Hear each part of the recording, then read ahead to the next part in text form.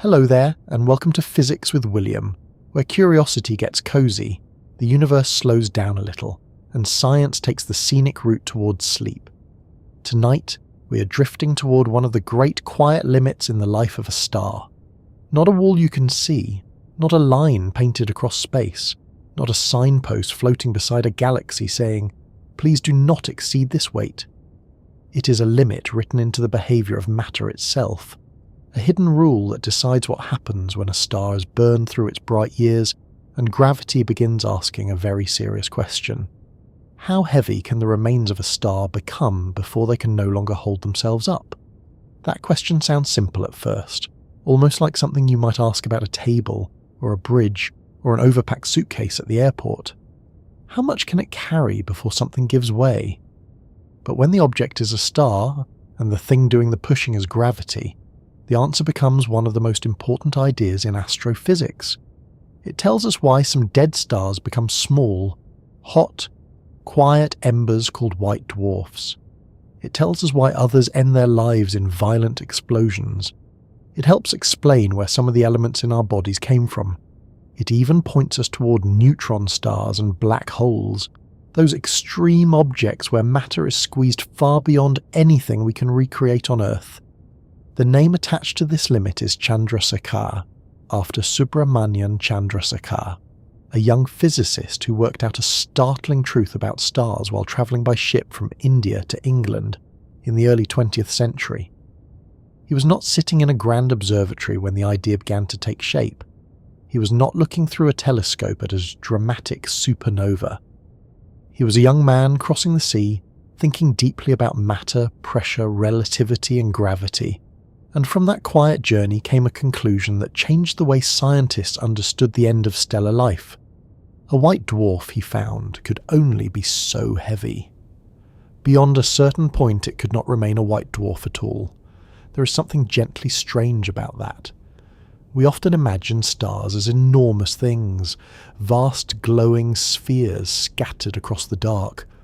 Our sun alone could fit well over 1 million Earths inside it, which is the sort of fact that makes ordinary furniture and daily errands feel briefly less important. And yet, even stars have rules. They are not simply big fires in the sky. They are balancing acts. For most of a star's life, gravity pulls inward while heat and pressure push outward. It is a long contest, steady and patient, like two hands pressing against each other without either one quite winning. As long as fuel burns in the core, that balance can last for millions or billions of years. But stars do not burn forever. Their fuel changes. Their cores evolve. Their outer layers swell, loosen, drift, or explode. Eventually, what remains has to find some new way to resist gravity. For a star like the Sun, the final remnant is expected to be a white dwarf. That means the outer layers will one day be lost, and the leftover core will remain behind, very small by stellar standards, yet extremely dense. Imagine something with a mass similar to the Sun compressed into a sphere about the size of Earth. That is not a casual compression. That is matter packed so tightly that a teaspoon of it would weigh tons. It is a star reduced to its remaining heat, no longer creating energy in the way it once did, but still glowing because it has not yet cooled. So what holds such an object up? If the star is no longer burning fuel in its core, what stops gravity from squeezing it smaller and smaller? The answer is not ordinary heat. It is not the usual pressure of gas in a warm room, where atoms bounce around more quickly when heated. In a white dwarf, matter is packed into a strange state where the tiny particles called electrons resist being crowded into the same conditions. This resistance creates a pressure that does not depend on the star staying hot in the familiar way. It is a quantum pressure, a consequence of the rules that govern particles at very small scales. That sounds complicated, but the basic idea is simple enough for a sleepy evening. Matter has a deep built-in reluctance to being squeezed past a certain point, and in a white dwarf, that reluctance becomes strong enough to hold up a star. At least it does for a while. The Chandrasekhar limit tells us that this support has a maximum. If the white dwarf becomes too massive, That quantum pressure from the electrons can no longer resist gravity. The star cannot politely remain as it was. It must change. It may collapse. It may explode. It may become something far stranger. The exact outcome depends on the kind of star, its surroundings, and how the mass is added or arranged. But the central lesson remains steady. There is a point where the quiet ember of a dead star is no longer allowed to stay quiet. This is where the story becomes both peaceful and dramatic, which is a nice contradiction for a sleep science video. We're talking about collapse, explosions, and the crushing strength of gravity, but we're going to approach them slowly, as if walking through a museum after closing time, stopping before each display and letting the details settle. There is no need to rush a star. They certainly do not rush for us. Even when they explode, they have usually spent millions or billions of years getting ready for the moment. Before we go further, I would love to know where in the world you are listening from tonight. Are you tucked away in a quiet room while the city outside is settling down? Are you listening from somewhere warm, somewhere snowy, somewhere with rain on the window, or somewhere so late that even your kettle seems to be whispering? And if you happen to know, what stars can you see from your little corner of the world? Perhaps none at all if the clouds are in the way, or if the glow of the town has softened the sky. Even then the stars are still there, carrying on with their ancient work, burning, aging, balancing, and one day surrendering to whatever ending their mass has prepared for them. If you find this kind of journey soothing, or if you enjoy letting the grand machinery of the universe become something calm enough to fall asleep to, I would be very grateful if you liked the video and subscribed. It helps this quiet corner of science reach more fellow travellers who may also enjoy learning about stars, gravity, and the strange habits of matter while gently winding down.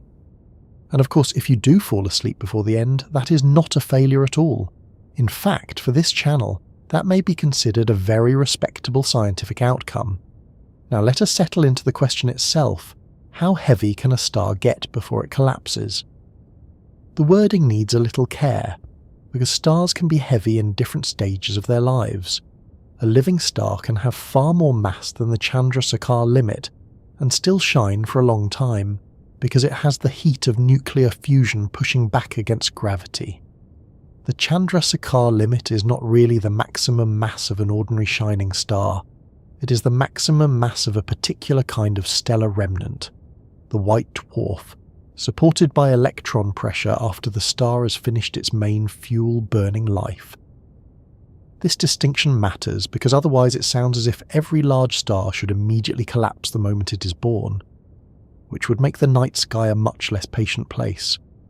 A star begins as a cloud of gas and dust, mostly hydrogen, drifting in space. Under the right conditions, part of that cloud starts to gather. Gravity pulls the material inward. The cloud becomes denser. As it contracts, the centre heats up. Eventually, if there is enough mass, the core becomes hot and dense enough for nuclear fusion to begin. Hydrogen nuclei combine to form helium, releasing energy. That energy pushes outward, and the newborn star settles into a long, stable period. It shines because gravity tried to crush it, and fusion answered back. This balance is the key to understanding everything that follows. A star is not simply burning like wood in a fireplace, it is held in a state of tension. Gravity is always there, always pulling inward, always trying to make the star smaller. Fusion in the core creates outward pressure, helping the star resist collapse. For much of its life, the star is like a controlled argument between weight and heat. The bigger the star, the more intense the argument. Massive stars burn hotter and faster. Smaller stars take their time. Our sun is somewhere in the comfortable middle, not too small, not especially huge, with enough fuel to shine steadily for billions of years. But once a star begins to run low on the fuel in its core, the balance shifts. For a sun-like star, the core contracts while the outer layers expand. The star becomes a red giant. Its outer atmosphere grows enormous and cool compared with its earlier surface. While deeper inside, the core becomes denser and hotter. Eventually, the outer layers are shed into space, forming a glowing shell of gas. The core remains behind as a white dwarf. No longer a star in the usual sense, it is the exposed remnant of what once powered the whole system. A white dwarf is not alive with fusion in the ordinary way. It is more like a coal removed from a fire, except that this coal is made of stellar matter and can remain hot for an almost unimaginable length of time. It cools slowly, very slowly. Space is large and cold, but a white dwarf has a great deal of stored heat, and it releases that heat across ages far longer than human history. Some white dwarfs are still glowing because the universe itself is not old enough for them to have cooled completely. They are cosmic embers waiting through deep time. Still, the important point is that a white dwarf needs support against gravity. Since fusion is no longer providing the old outward pressure, something else must take over. This is where quantum mechanics quietly enters the room. The electrons inside the white dwarf are squeezed into a dense state, and because of the rules of quantum physics, they resist being packed together beyond certain limits. This resistance creates what scientists call degeneracy pressure, though we can simply think of it as the pressure of crowded electrons refusing to be squeezed in the same way ordinary gas would be. It is not a matter of the electrons being stubborn in a personal sense, although that is a charming image. It is a rule of nature. Certain particles cannot all occupy identical states, and when gravity tries to force them too close, their collective resistance becomes strong. For lighter white dwarfs, this works beautifully. Gravity presses inward, electron pressure pushes back, and the star remains stable. It may be dense, faint, and slowly cooling, but it is not collapsing. Add more mass, however, and the situation changes. Gravity grows stronger. The electrons must resist harder. Chandrasekhar showed that there is a limit to how far this can go. Once the mass becomes too great, the electron pressure cannot win. It is not a matter of needing a little more heat or a stronger surface. The support itself has reached the edge of what it can do. That edge is the Chandrasekhar limit. In everyday terms, it is roughly about 1 4/10 times the mass of the Sun. The exact value depends slightly on the composition of the white dwarf and the details of the matter inside it, but that rough number is enough to understand the drama. A remnant only somewhat heavier than the Sun can be too heavy to remain stable if it is compressed into a white dwarf state. This is a remarkable thing. A star can spend billions of years shining, lose its outer layers, become a white dwarf, and then, if it gains enough mass from a companion star, or forms from the right conditions, it may cross a threshold where calm is no longer possible. One way this can happen is in a binary system, where two stars orbit each other. Many stars are not alone, they have companions, partners in a long gravitational dance. If one star becomes a white dwarf while the other later swells into a giant, gas from the companion can flow onto the white dwarf. Little by little, the white dwarf gains mass. It may look quiet from far away, but the situation is becoming increasingly unstable. Like adding books to a shelf that already looks slightly worried, each bit of extra mass brings the white dwarf closer to the point where its internal support can no longer cope. When that limit is crossed, the result can be a thermonuclear supernova, an explosion so bright it can briefly outshine an entire galaxy. The white dwarf is not merely cracked or dented, it is destroyed in a runaway burst of nuclear burning. Because these explosions happen at a fairly consistent mass, they have become important tools for measuring distances across the universe. Scientists call them standard candles, not because they are cozy little lights on a bedside table, but because their brightness can be used to judge how far away they are. Though admittedly, calling a stellar explosion a candle is one of astronomy's more understated habits, the Chandrasekhar limit also teaches us something deeper about the relationship between the very small and the very large. The fate of a star, an object larger than planets and brighter than anything in our daytime sky except the Sun, can depend on the quantum behavior of tiny particles. The rules that keep electrons from being squeezed too closely together are not just laboratory curiosities, They decide whether a dead star remains a white dwarf or moves toward catastrophe. In that sense, the universe is stitched together across scales. What happens inside the smallest pieces of matter can shape the grandest events in space. This is one of the reasons the topic is so satisfying to explore slowly. It connects gravity, quantum mechanics, stellar evolution, and cosmic history in a single question about weight. How heavy is too heavy? It is the kind of question that a child might ask and a physicist might spend a lifetime answering. The answer is not just a number. It is a story about balance, pressure, collapse, and the hidden structure of matter. There is also a human side to it, because Chandrasekhar's idea was not immediately welcomed by everyone. Some scientists resisted it. The thought that a star could collapse beyond the white dwarf stage seemed too extreme to accept easily. At the time, even the idea of black holes was not part of the accepted picture in the way it is today. The universe was still being mapped intellectually as much as visually. Chandrasekhar had followed the mathematics where it led, and where it led was uncomfortable. It suggested that nature allowed endings more extreme than many were ready to imagine. Over time, evidence and theory caught up, and his work became foundational. That is worth remembering as we begin. Science is not always a straight road where everyone nods politely and agrees at once. Sometimes an idea arrives early. Sometimes it has to wait while the rest of understanding gathers around it. The Chandrasekhar limit was one of those ideas that opened a door.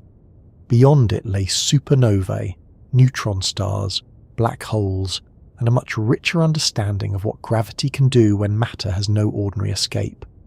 For tonight, though, we do not need to leap ahead too quickly. We can begin with the simple picture of a star as a balance. Gravity pulling inward, pressure pushing outward, fuel burning in the core, time passing across millions and billions of years. Then, as the fuel changes and the star ages, the balance must be renegotiated. For some stars, the ending is quiet. For others, the ending is bright enough to be seen across the universe. And for white dwarfs, there is a particular threshold, a final allowance of mass, beyond which the old support fails. Picture a star not as a solid object, but as a long conversation between matter and gravity. For most of its life, the conversation is steady. Gravity says inward, heat says outward. The star shines in the space between those two statements. But eventually the tone changes. The core grows dense, the outer layers drift away. The glowing remains settle into a white dwarf, and the conversation becomes quieter, more compressed, more severe. Gravity keeps asking for more. The electrons answer as best they can. Up to the limit, they are enough. Beyond it, they are not. And that is where our path begins, with the life of a star before the final squeeze, before the quiet ember, before the line Chandrasekhar found in the hidden rules of matter. To understand why the limit matters, we first need to understand how a star holds itself together in the first place, how it forms from a cold cloud, why it begins to shine, and why even the brightest things in the sky are always living under the patient pressure of their own weight. Before a star can reach any final limit, before it can become a white dwarf, before gravity can test the last resistance of matter, it has to begin in a place that does not look much like a star at all. No shining surface, no steady warmth, no bright disk in the sky. Just a cold, dark, enormous cloud spread through space, so thin that by ordinary earthly standards it would seem almost empty. If you could float inside one of these clouds, you would not see a glowing furnace around you. You might see darkness, faint dust, and a few hidden points of light struggling through the haze. And yet, inside such quiet clouds, the first steps of starlight are already waiting.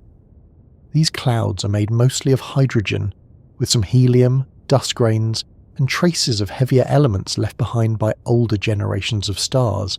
They are called molecular clouds, because the conditions inside them are cool enough for atoms to join into molecules. That may sound calm, and in many ways it is. These clouds can drift for millions of years, stretched across many light years, loosely held together, disturbed only by passing waves, nearby stars, magnetic fields, or the slow turning of the galaxy. They are not solid objects, they are not tidy balls, they are ragged, uneven regions of gas, with knots and filaments and pockets, where the material is slightly denser than the surroundings. A star begins when one of those denser pockets starts to give in to gravity. Gravity is weak compared with other forces when you look at tiny particles, but it has one very important habit. It always attracts. It does not cancel itself out the way electric charges often can. Give gravity enough matter and enough time, and it becomes patient, steady, and hard to ignore. Inside a molecular cloud, a region that is just a little denser than its surroundings pulls a little more strongly on nearby gas. More gas gathers. The gathering makes the region denser. The denser region pulls harder. In this way, a small imbalance can grow into something much larger, like a quiet decision slowly becoming unavoidable. There is no single dramatic moment when a star suddenly begins. It is more like a slow tightening. Gas that was once spread out begins drifting inward. Dust follows. The region shrinks under its own weight. As it contracts, it does not simply fall neatly toward the center like raindrops into a bowl. The cloud has turbulence. It has motions left over from earlier disturbances. It has rotation. It has magnetic fields threading through it. All of these things complicate the collapse, shaping the gas into clumps, ribbons, flattened disks, and dense cores. And star formation is not a clean process. It is messy, layered, and surprisingly beautiful when seen through the right instruments. One common trigger for collapse is a disturbance from outside. A nearby massive star may send strong winds into the cloud. A supernova shock wave may pass through, squeezing part of the gas. Two clouds may collide, or spiral arms in a galaxy may compress the material as the cloud moves through them. These events do not create gravity, of course. Gravity is already there. But they can give a cloud the push it needs, the little nudge that turns a drifting region into a collapsing one. It's a bit like a blanket on a bed that is already wrinkled. One gentle push in the right place can make the folds gather more sharply. As the cloud core contracts, energy changes form. Material falling inward gains speed. Collisions between particles become more frequent. The center grows warmer. This is an important point because gravity does not only gather matter, it also heats it. The warmth of a young star is born from collapse before it is born from fusion. The gas falling inward releases gravitational energy, and that energy is partly trapped inside the growing object. Slowly, the center becomes a protostar, a young stellar body that is not yet shining through the full power of nuclear fusion, but is already far denser and hotter than the cloud around it. At this stage, the protostar is often hidden. The same dust and gas that feed it also veil it from ordinary visible light. To human eyes, the birthplace may look dark, but at infrared wavelengths, the young star begins to reveal itself. Infrared light can pass more easily through dust, and so astronomers use infrared telescopes to peer into stellar nurseries. What looks like a dim patch of sky can turn out to be filled with newborn stars, warm disks, jets, and glowing knots of gas. It is one of the gentle tricks of astronomy that darkness is often not empty. Sometimes it is only hiding the beginning of light. The material around a protostar does not usually fall straight in. Because the original cloud had some rotation, even a very slow one, the collapsing gas spins faster as it shrinks. The result is a flattened disk around the young star. This disk is not an accessory. It is part of the birth process. Gas from the disk can spiral inward and add mass to the protostar. Dust grains inside the disk can collide and stick, eventually building larger bodies, perhaps planetesimals, perhaps planets. So the same process that gathers a star may also prepare the raw materials for worlds.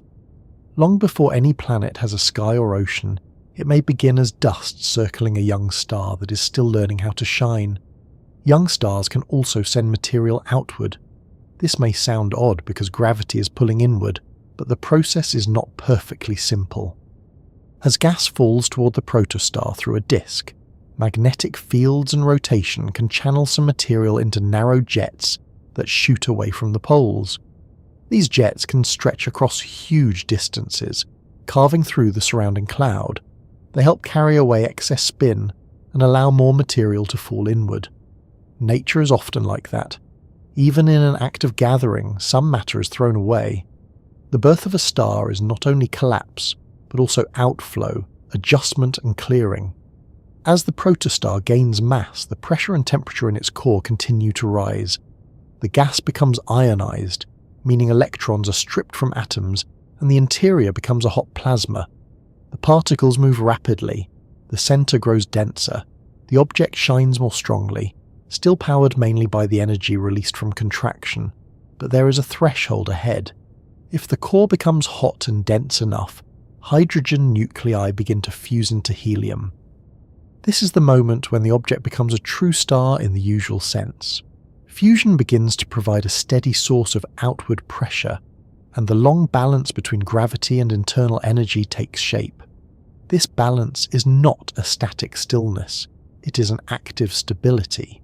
Gravity continues pulling inward every moment. Fusion continues releasing energy in the core.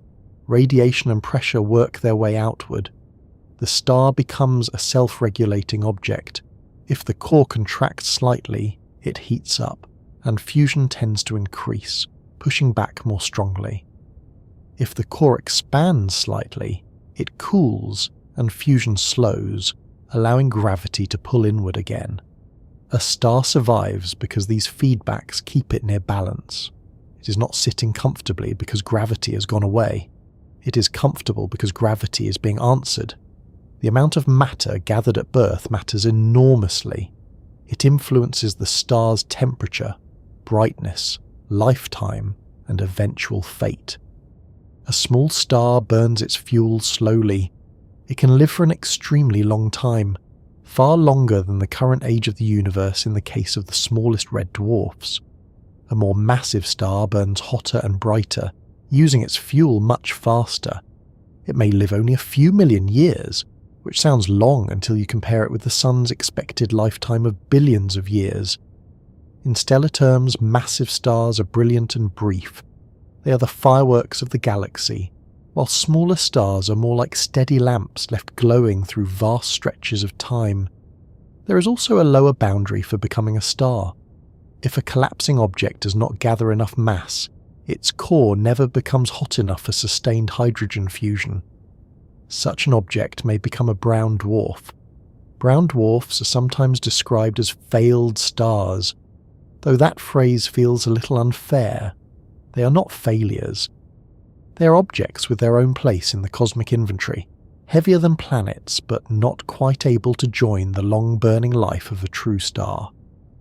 They glow faintly from leftover heat and limited internal reactions, but they do not settle into the same stable hydrogen-burning state that defines stars like the Sun. On the other end, very massive stars face a different problem. The more mass a forming star gathers, the more intense its radiation becomes once fusion begins. Radiation pushes outward on gas and dust. Stellar winds strengthen. The young star starts to fight against its own feeding. For a very massive star, the light it produces can become so powerful that it pushes away nearby material, limiting how much more the star can grow.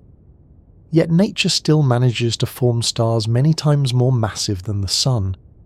The details are complex, involving dense environments, disks that feed the star despite radiation, and clusters where stars form together.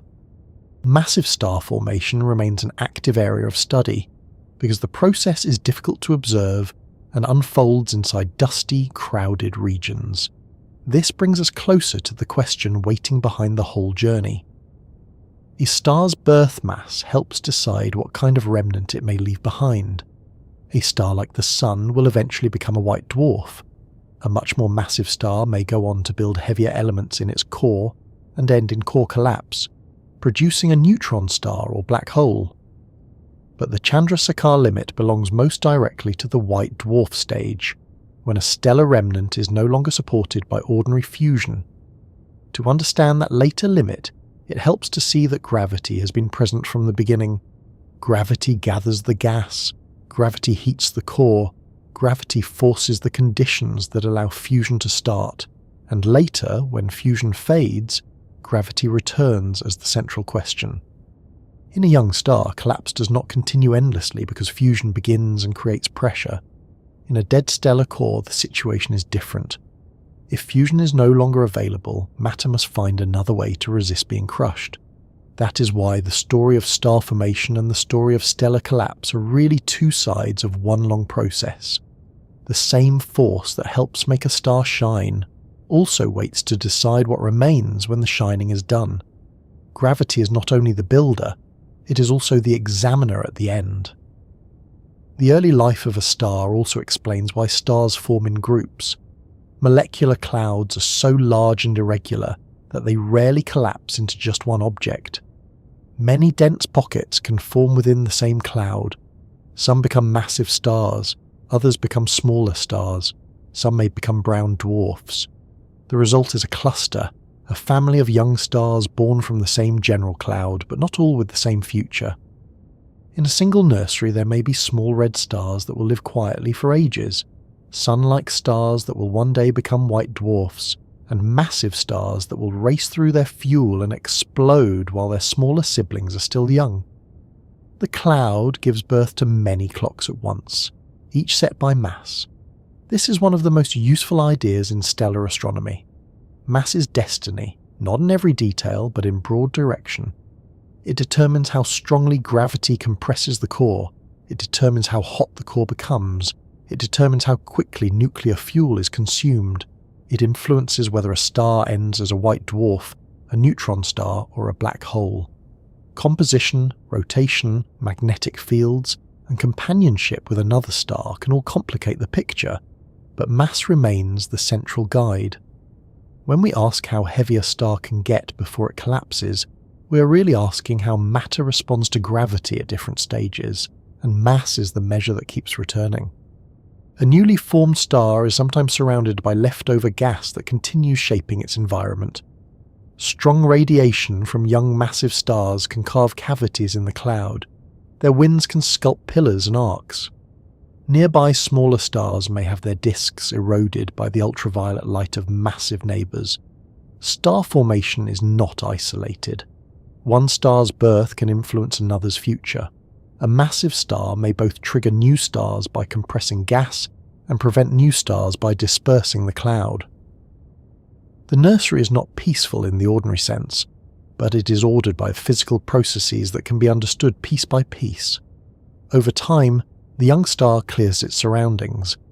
The remaining gas thins. The disk may form planets, fall inward, or be blown away. The star settles into its main stable life, burning hydrogen in its core. For a long while, this stage may seem uneventful compared with the drama of birth and death. But it is during this steady period that a star spends most of its lifetime. The sun is in such a stage now. It has been shining for billions of years and will continue for billions more. Every sunrise is evidence that the balance still holds, that gravity and pressure are still in their long agreement. This steady agreement should not make us forget the compression hidden inside it. The core of a star is under tremendous weight from all the layers above. The reason fusion happens there is because gravity has pressed the material into extreme conditions. If the core were not compressed, hydrogen would not fuse in the steady way that powers the star, so even the gentle sunlight on a window, or the warmth on your face during the day is connected to an enormous inward pressure at the centre of the sun. Light begins because gravity gathered matter until the centre had no ordinary way to remain cold and diffuse. The star shines because collapse was resisted, not because collapse was absent. That is a useful way to think about starlight. It is not separate from gravity. It is gravity's consequence. Gravity gathers the cloud. The gathering heats the centre. The heat allows fusion. Fusion makes light. The light streams outward, crosses space, and eventually may land on a planet, a leaf, an ocean, a rooftop, or the back of someone's hand. Every bit of starlight has a history of inward falling behind it. The brightness we see is the visible result of matter, pulled together long ago. In the case of massive stars, this connection between gravity and light becomes especially intense. A massive star must produce far more energy to support itself against its own weight. Its core burns hotter, its light is stronger, its lifetime is shorter. It may appear powerful, and it is, but that power is also a sign of pressure. The star is spending its fuel rapidly because gravity demands a stronger answer. In a way, the brightest massive stars are not relaxed giants. They are under heavy negotiation with their own mass, and the terms of that negotiation are expensive. For smaller stars, the negotiation is quieter. Red dwarfs can burn slowly and efficiently for enormous lengths of time. They are faint compared with the Sun, but they are extremely common. Most stars in the galaxy are red dwarfs. Their gravity gathered enough matter to start fusion, but not enough to create the fierce conditions found in massive stars. Because they consume fuel so slowly, they may continue shining long after larger stars have lived and died. The galaxy is filled with these patient little stars, dim to our eyes but important in number. A sun-like star occupies a middle path. It is massive enough to shine steadily and bright enough to warm planets at great distances, but not massive enough to end its life through the most violent kind of core collapse. Its future leads toward the red giant stage, the shedding of outer layers and the creation of a white dwarf. That white dwarf will then be held up by electron pressure rather than fusion, and there, much later, the Chandrasekhar limit becomes relevant. If the remnant remains below the limit, it can cool quietly. If somehow it gains too much mass, the old balance fails. Seen from this angle, the birth of a star already contains the outline of its ending. Not the exact date, not every detail, but the general path. A star does not choose its fate after a long life, in the way a person might choose a road at a crossing. The road is shaped from the beginning by how much mass gravity managed to gather from the cloud. The cloud's density, environment, turbulence and history all play a role in that first gathering. From cold gas comes mass. From mass comes pressure. From pressure comes fusion. From fusion comes the lifetime of the star. From the exhaustion of fuel comes the remnant. And from the remnant comes the final question of support against gravity.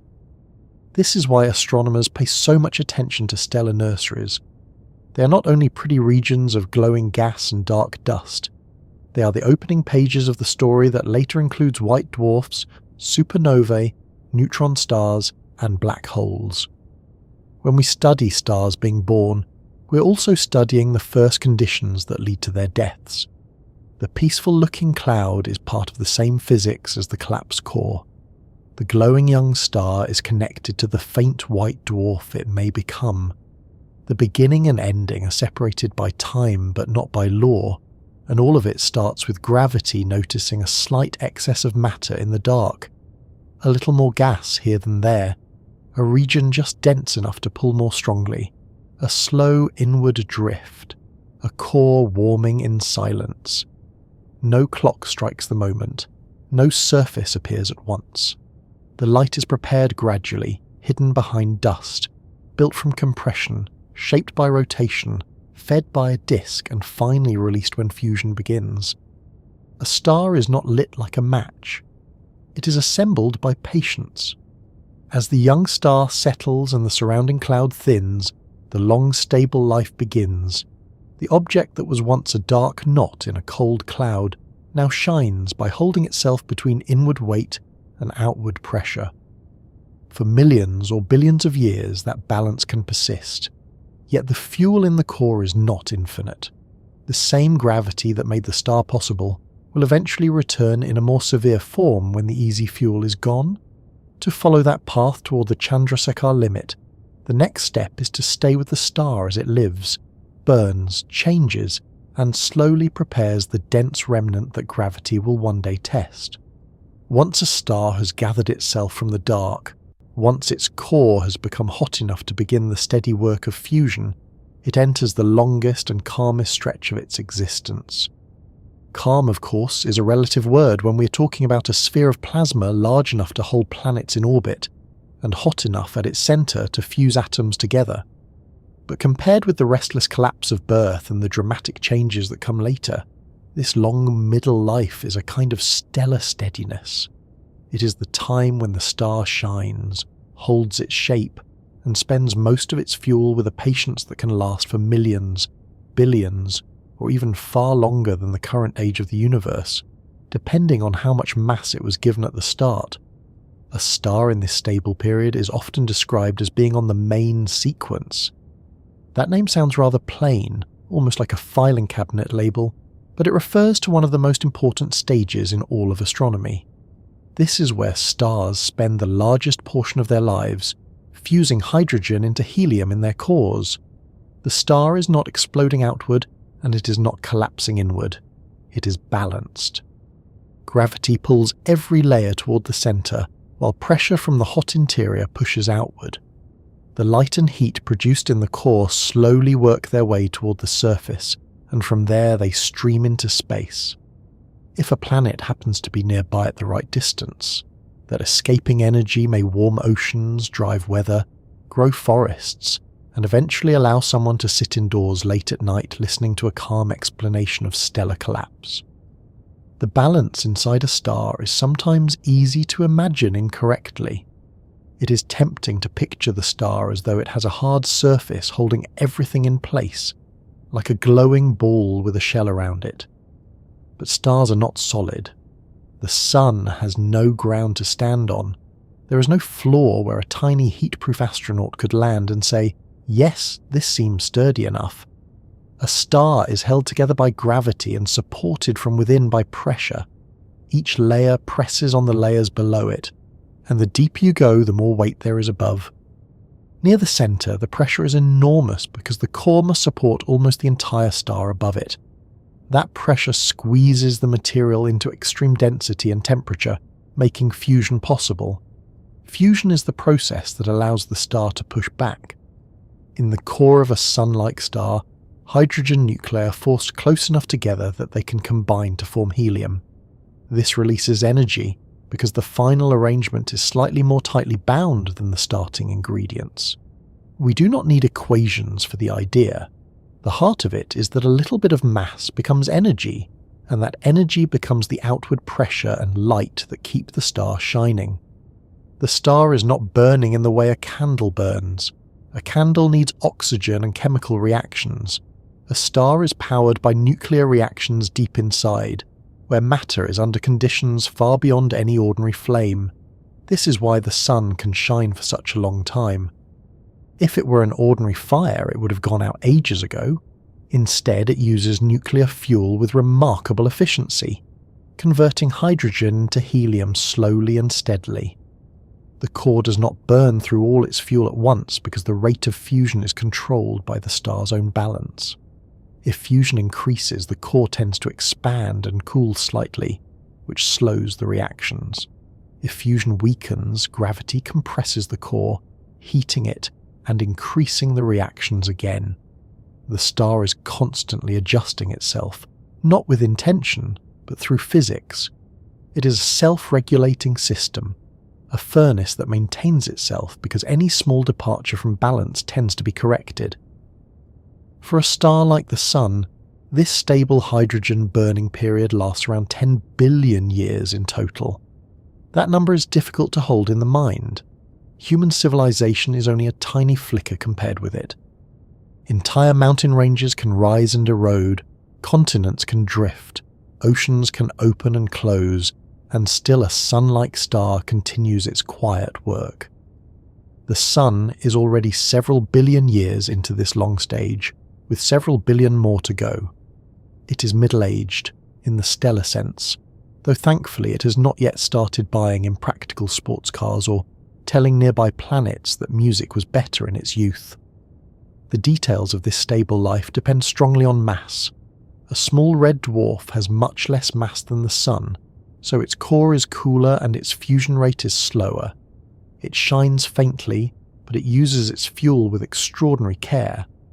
Many red dwarfs may live for trillions of years. Since the universe is not yet that old, no red dwarf has had enough time to complete its full life cycle. They are still all in their long youth, patiently glowing while larger stars form, shine, and die around them. These small stars are so efficient partly because their interiors can mix more thoroughly, allowing them to use a larger fraction of their hydrogen fuel over time. More massive stars live very differently. A star several times the mass of the Sun has stronger gravity, a hotter core, and a much faster fusion rate. It shines much more brightly, but that brightness comes at a cost. The fuel is spent quickly. The larger stars may live only a few million years before moving into later stages. That is still a long time by human standards, but in the life of a galaxy it is brief. Massive stars are like brilliant guests at a quiet gathering who arrive loudly, light up the room, use all the snacks, and leave before anyone else has finished their tea. This connection between mass and lifetime is one of the central ideas in stellar evolution. More mass means more fuel, but it also means a much greater demand for energy to support the star against gravity. The demand grows so strongly that massive stars burn through their fuel faster despite having more of it. Smaller stars have less fuel, but their needs are modest, so they last. A star's life is not simply a matter of how much hydrogen it contains. It is a matter of how quickly gravity forces it to spend that hydrogen in order to remain stable. During the main stable period, the star slowly changes even though it appears steady from the outside. In the core, hydrogen is converted into helium. Helium accumulates in the centre because it is heavier, and because the core is where fusion is happening. Over millions or billions of years, the composition of the core shifts. The star is not the same object it was when hydrogen burning began. Its structure adjusts as the fuel changes. The core may contract slightly, the outer layers may respond, and the star's brightness can gradually increase. These changes are slow, but they matter. The end of the stable period is prepared quietly from the first day fusion begins. For a Sun-like star, the problem eventually becomes simple. The core runs low on usable hydrogen. It is not that the whole star has no hydrogen left. There are still plenty in the outer layers, but the core, where temperatures and pressures are high enough for ordinary hydrogen fusion, becomes enriched with helium and depleted of hydrogen. Fusion in the central region weakens. Without the same energy production at the centre, gravity begins to compress the core. This compression heats the material around it. Hydrogen in a shell surrounding the helium-rich core can begin fusing, and that shell burning changes the structure of the star dramatically. The outer layers expand. The star grows larger, cooler at its surface, and brighter overall. It becomes a red giant. This stage can sound gentle because the word red often suggests warmth and evening light. But a red giant is an enormous and unstable object compared with the star's earlier life. Its outer atmosphere can swell far beyond the original size of the star. If we look far into the future of our own Sun, its red giant stage will transform the inner solar system. The Sun will become so large and luminous that the familiar arrangement of planets will no longer feel familiar at all. Earth's long, comfortable relationship with sunlight will not last forever, although this is not a problem for tonight's bedtime schedule, since the timescale involved is comfortably large. Inside the red giant, the core continues to contract and heat. The outer layers grow extended and loosely held. The star may lose mass through winds, releasing gas into space. This mass loss is important because it helps determine the remnant that remains later. A star is not sealed shut. In its older stages, it can shed enormous amounts of material. The gas that leaves may carry elements formed inside the star back into interstellar space, where they can become part of future clouds, future stars, and future planets.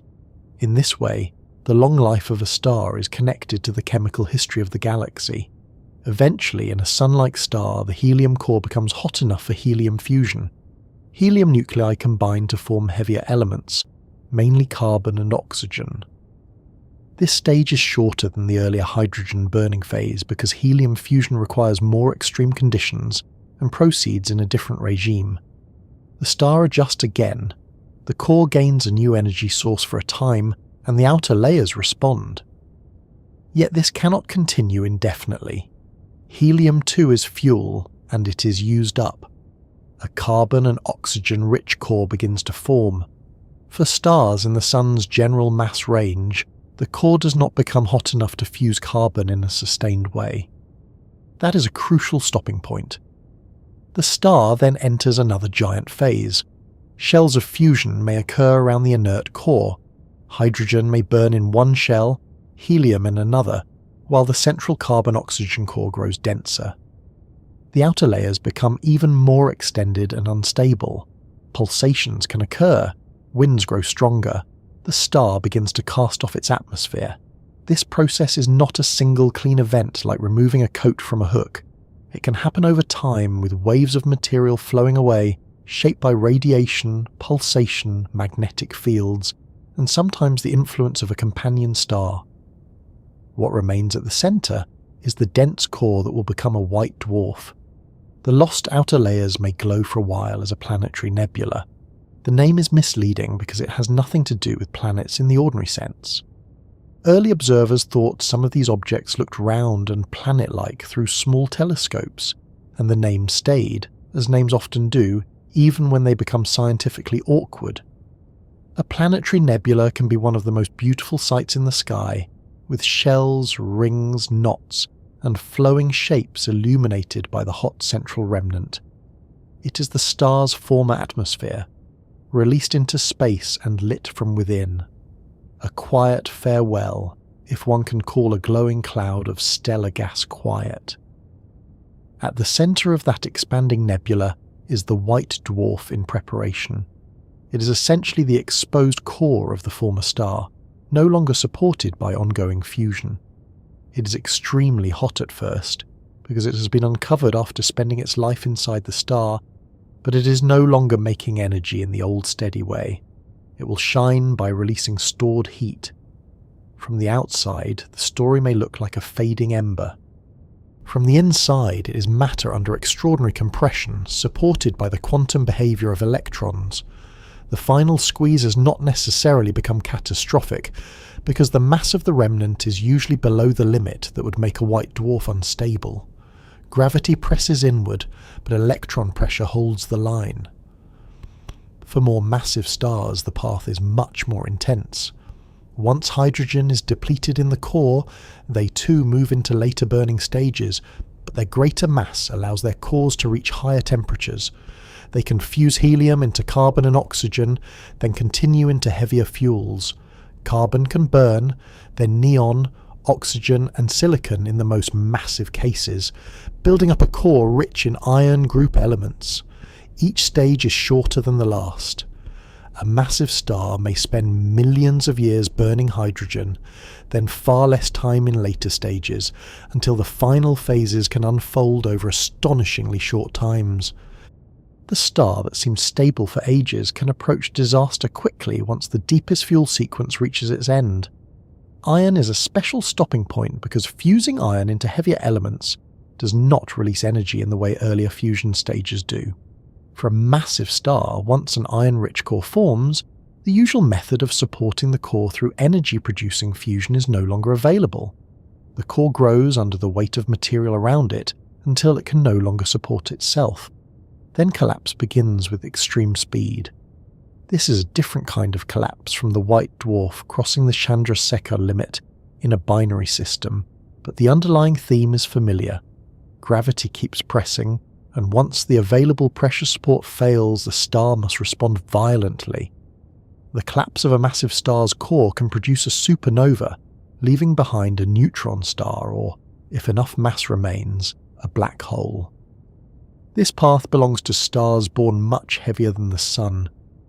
It is not the future of ordinary Sun-like stars, but it shows the broader principle. Stars live by finding ways to resist gravity. When one kind of support fades, another may appear. Thermal pressure from fusion supports the main life. Electron pressure supports many white dwarfs. Neutron pressure can support neutron stars. But every support has conditions and limits. If the mass is too great, gravity may win again. This is the larger setting in which the Chandrasekhar limit becomes so important. It is not just an isolated number attached to white dwarfs. It is part of the long story of how stars resist collapse at different stages. During the main stable life, fusion provides the support. Later, when the star has lost its outer layers and only the compact core remains, electron pressure may take over. But electron pressure is not unlimited. The white dwarf can only remain stable below a certain mass. If the remnant or accreting white dwarf becomes too heavy, the balance fails. The earlier life of the star explains how such a remnant comes to exist in the first place. For a single sun-like star, the white dwarf it leaves behind will usually be safely below that limit. Much of the original mass is lost into space before the core is exposed. The sun will not become a supernova simply by aging alone. It will swell, shed its outer layers, and leave a white dwarf that cools slowly across immense time. But in a binary system, a white dwarf can gain mass from a companion. It may begin as a stable remnant and later be pushed toward danger by material flowing onto it. This is one reason binary stars matter so much in astrophysics. A star's fate is not always written only by its own birth mass. A companion can change the ending. Binary systems can be surprisingly intimate by stellar standards. Two stars may orbit close enough that when one expands, gas from its outer layers can be pulled toward the other. If the receiving star is a white dwarf, this transferred material can accumulate on its surface. Sometimes it leads to smaller outbursts called novae, where accumulated hydrogen ignites on the surface and brightens the system without destroying the white dwarf. In other cases, over long enough time and under the right conditions, the white dwarf may approach the critical mass where its entire structure becomes unstable.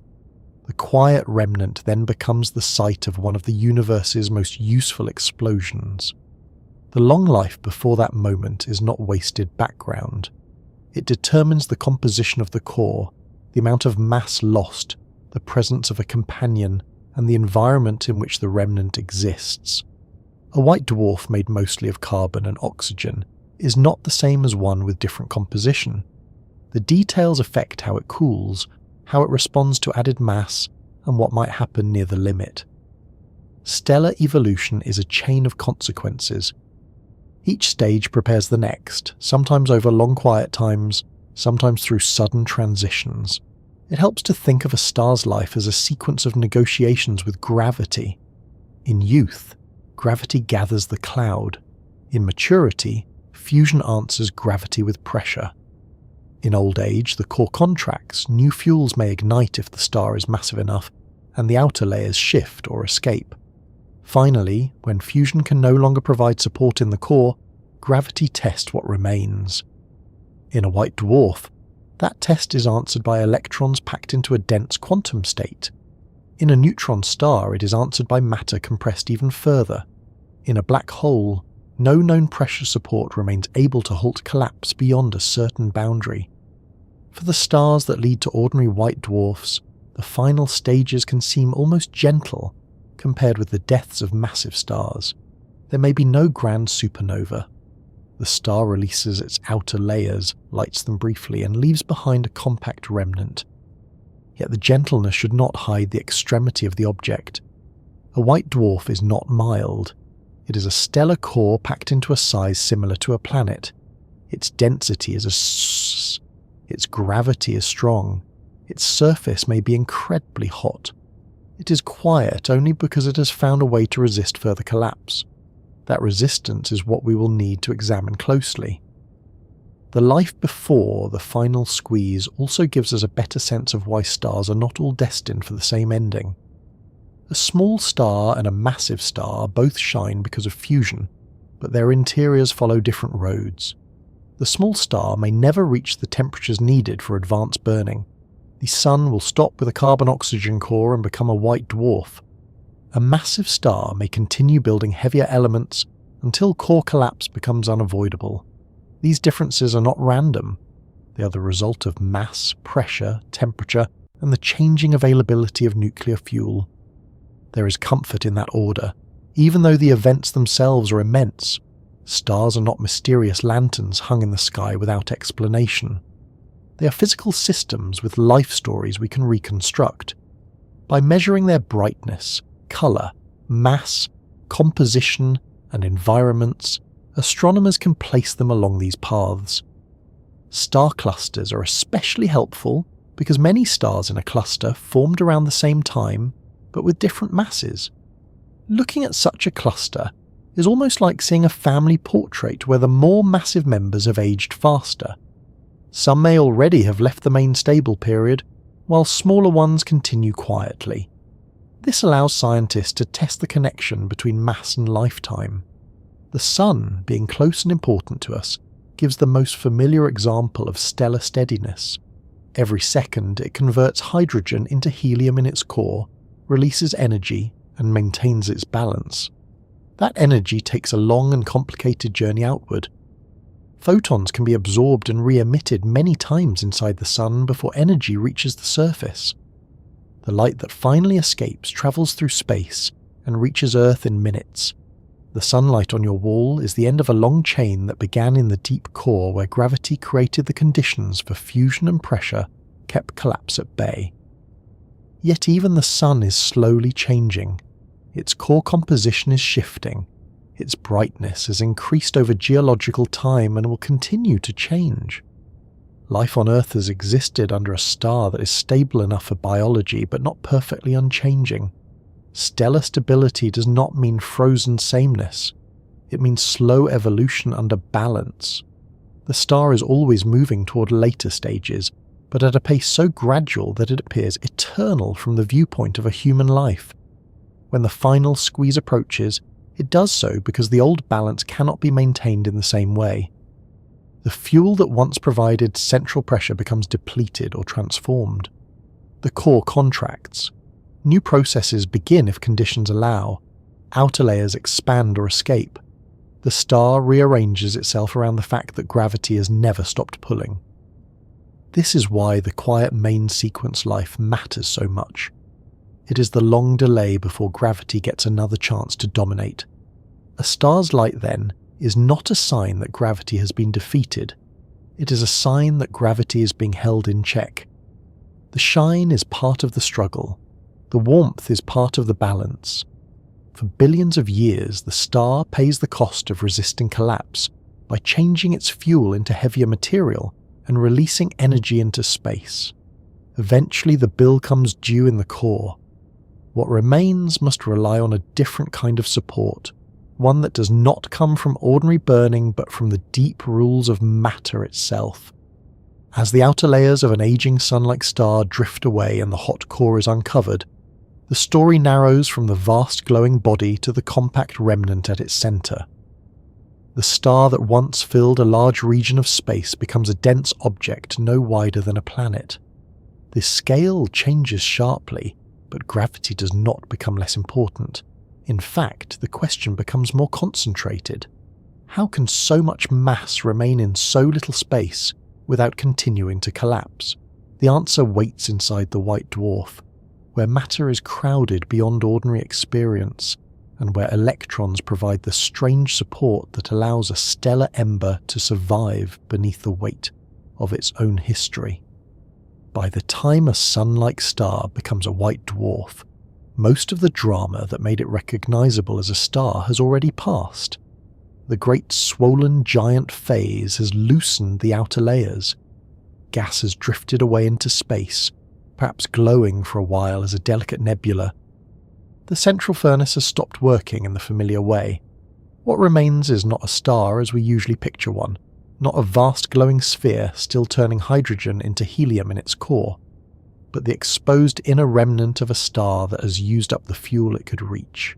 A white dwarf is the quiet leftover of a stellar life, small enough to be compared with Earth, heavy enough to carry a large fraction of a star, and dense enough to make ordinary matter seem almost like mist. It is easy to underestimate a white dwarf because the name sounds modest. White, dwarf, small and pale perhaps, like a tired spark at the edge of a fireplace. But there is nothing ordinary about it. A white dwarf can contain a mass similar to that of the Sun packed into a volume not much larger than our planet. The Sun is so wide that Earth is only a tiny dot beside it, yet the future remnant of the Sun will be closer to Earth in size while still containing much of the mass of a star. That kind of compression is difficult to imagine, and perhaps that is just as well. It is not something that belongs in everyday intuition. Our hands, chairs, floors and teacups are made of atoms with generous open spaces compared with the matter inside a white dwarf. If you could take a small spoonful of white dwarf material, which would be a spectacularly bad idea and not recommended even for the most committed science enthusiast, it would weigh tons on Earth.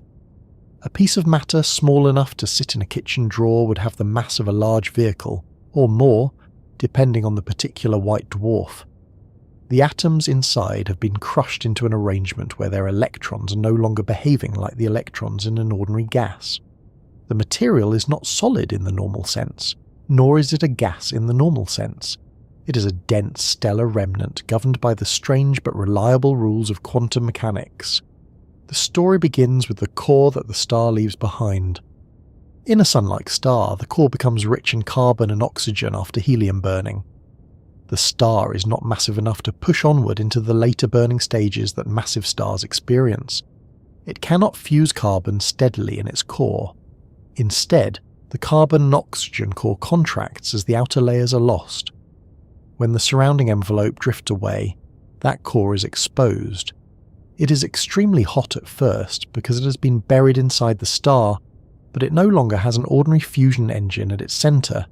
Its future is to cool, slowly and patiently, across immense stretches of time. This means a white dwarf shines differently from a living star. A main sequence star like the Sun shines because nuclear fusion continues in the core. A white dwarf shines because it is hot and because it is losing stored heat into space. It is like a coal taken from a fire, still glowing because it has not yet cooled. But the comparison only goes so far because a white dwarf is not a loose piece of charcoal. It is a compact stellar core with enormous gravity and matter, packed to extraordinary density. It can remain visible for billions of years, fading from white to yellow to red, and eventually, in theory, to a dark, cold remnant. The universe is not yet old enough for the oldest white dwarfs to have cooled completely into that final state, so all known white dwarfs still carry some leftover warmth from the stars they once were. One of the most famous white dwarfs is the companion of Sirius, the brightest star in the night sky. Sirius itself is easy to see from many parts of Earth, shining with a crisp brilliance that has caught human attention for thousands of years. Its companion, Sirius B, is far fainter and was not easy to detect, yet it became one of the key objects in understanding white dwarfs. Here was a small, faint object with a surprisingly large mass. It did not fit ordinary expectations. It helped reveal that the universe could make objects both small and heavy in a way that ordinary experience did not prepare us for. At first, white dwarfs were puzzling because they seemed to disobey common sense. If an object has no ongoing fusion to hold it up, why does it not keep collapsing? If it is so dense, what supports it? Heat alone cannot be the answer, because if heat were the only support, the white dwarf would shrink as it cooled. But white dwarfs do not rely on ordinary thermal pressure in the way a living star does. Their stability comes from a deeper source. It comes from the behaviour of electrons under extreme compression. Electrons are tiny particles that normally occupy the outer regions of atoms. In ordinary matter, atoms have structure. Their electrons arrange themselves in allowed patterns, giving rise to chemistry, metals, rocks, water, cells, and all the familiar materials of daily life. In a white dwarf, the pressure is so intense that atoms are squeezed together until the usual picture of separate atoms becomes less useful. The nuclei are packed in a dense sea of electrons. those electrons are forced into a crowded state, and quantum rules become essential. One of those rules says that certain particles cannot all be placed into exactly the same state. Electrons, being the kind of particles they are, must differ from one another in their quantum conditions. That rule may sound like a small technical detail, but inside a white dwarf it becomes a mighty form of resistance. As gravity tries to squeeze the material closer, the electrons are forced into higher and higher states of motion. Their collective resistance creates pressure. This is known as electron degeneracy pressure. The word degeneracy here does not mean decay or moral decline, though it does sound as though the electrons have been accused of poor manners. It is a physics term describing the crowded quantum state of the electrons. They resist further compression not because the white dwarf is hot in the usual sense, but because the electrons cannot all be squeezed into the same low-energy arrangements. This is why a white dwarf can remain stable even as it cools. Its support does not depend mainly on temperature. A normal gas loses pressure when it cools because the particles move more slowly. In a white dwarf, the pressure comes largely from quantum crowding. The electrons are packed so tightly that their resistance remains even when the remnant gradually radiates heat away. This makes white dwarfs extraordinary objects. They are not burning stars, but they are not collapsing dust either. They're held up by a rule of matter that operates at scales far too small to see, but strong enough to support something with the mass of a star. There is a strange consequence of this support. For ordinary objects, adding mass usually makes them larger. Add more clay to a ball of clay and the ball grows. Add more water to a balloon, and the balloon expands until it breaks.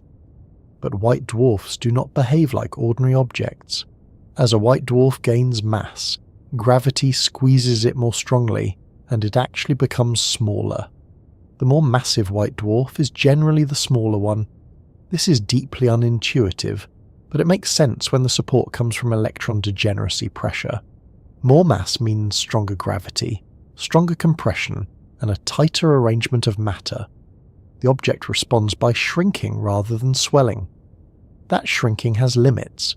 As the white dwarf becomes more massive, the electrons must move in more extreme ways to provide pressure. Eventually, their behavior is affected by relativity, the physics of very high speeds. Chandrasekhar recognized that this changed the balance. Electron degeneracy pressure could not increase without end in the way needed to support unlimited mass. There would be a maximum mass for a stable white dwarf. But before reaching that threshold, many white dwarfs can remain quietly balanced for enormous stretches of time. They are small, dense, hot at first, and gradually cooling, but stable. Most white dwarfs are made mostly of carbon and oxygen, the products left in the cores of stars somewhat like the Sun. Some lower mass remnants can be helium white dwarfs, often formed through interactions in binary systems where a star loses its outer layers before helium burning proceeds in the usual way. More massive white dwarfs may contain oxygen and neon, formed from stars that were heavier but not quite heavy enough to proceed all the way to the kind of core collapse seen in the most massive stars. These different compositions matter because they affect the internal structure, cooling behavior, and possible future evolution of the remnant. A white dwarf also has a very strong surface gravity. If you could stand on one, which again is not recommended for reasons that include immediate flattening and a general lack of scenery, you would weigh enormously more than you do on Earth. The gravity at the surface is so strong that the atmosphere, if present, is compressed into a thin layer. The light escaping from a white dwarf can even be slightly shifted by the pull of gravity, giving astronomers another way to confirm how compact and massive these objects are. A white dwarf is not just small and hot, it is a place where gravity has made itself intensely local. Despite their density, white dwarfs are common. They are the expected end state for stars that begin with low or intermediate mass, including stars like our Sun. Since many stars fall into that range, the galaxy contains huge numbers of white dwarfs. Many are faint and difficult to see unless they are nearby or part of a binary system. They are the quiet population of stellar remnants, cooling among the brighter, living stars. Every white dwarf is a reminder that starlight has a history, and that even after the main shining life ends, something compact and enduring remains. Over time, a white dwarf cools in a predictable way, though the details are complicated by its atmosphere, composition, crystallization, and other internal processes. Astronomers can use white dwarfs as cosmic clocks in certain contexts. In a cluster of stars, for example, the coolest and faintest white dwarfs can provide clues about the age of the cluster. Since white dwarfs cool gradually, their temperatures and brightness can help estimate how long ago their parent stars ended their main lives. It is a lovely idea in a quiet way. A dead star becomes a clock not by ticking but by cooling. Inside older white dwarfs, the dense matter may begin to crystallize.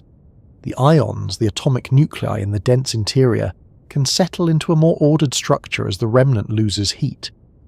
This does not mean the white dwarf becomes a crystal like a gemstone in a display case, though the image is hard to resist.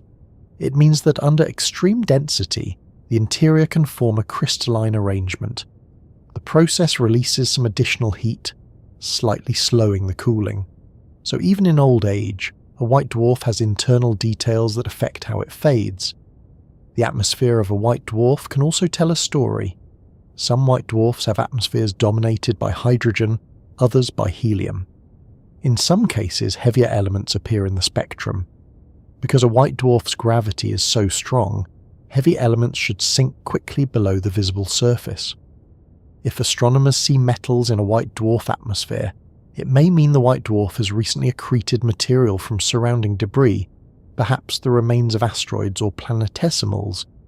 This gives scientists a remarkable way to study the composition of rocky material around other stars. A dead star can reveal the ingredients of destroyed worlds. It is not exactly a cheerful meal, perhaps, but it is scientifically useful.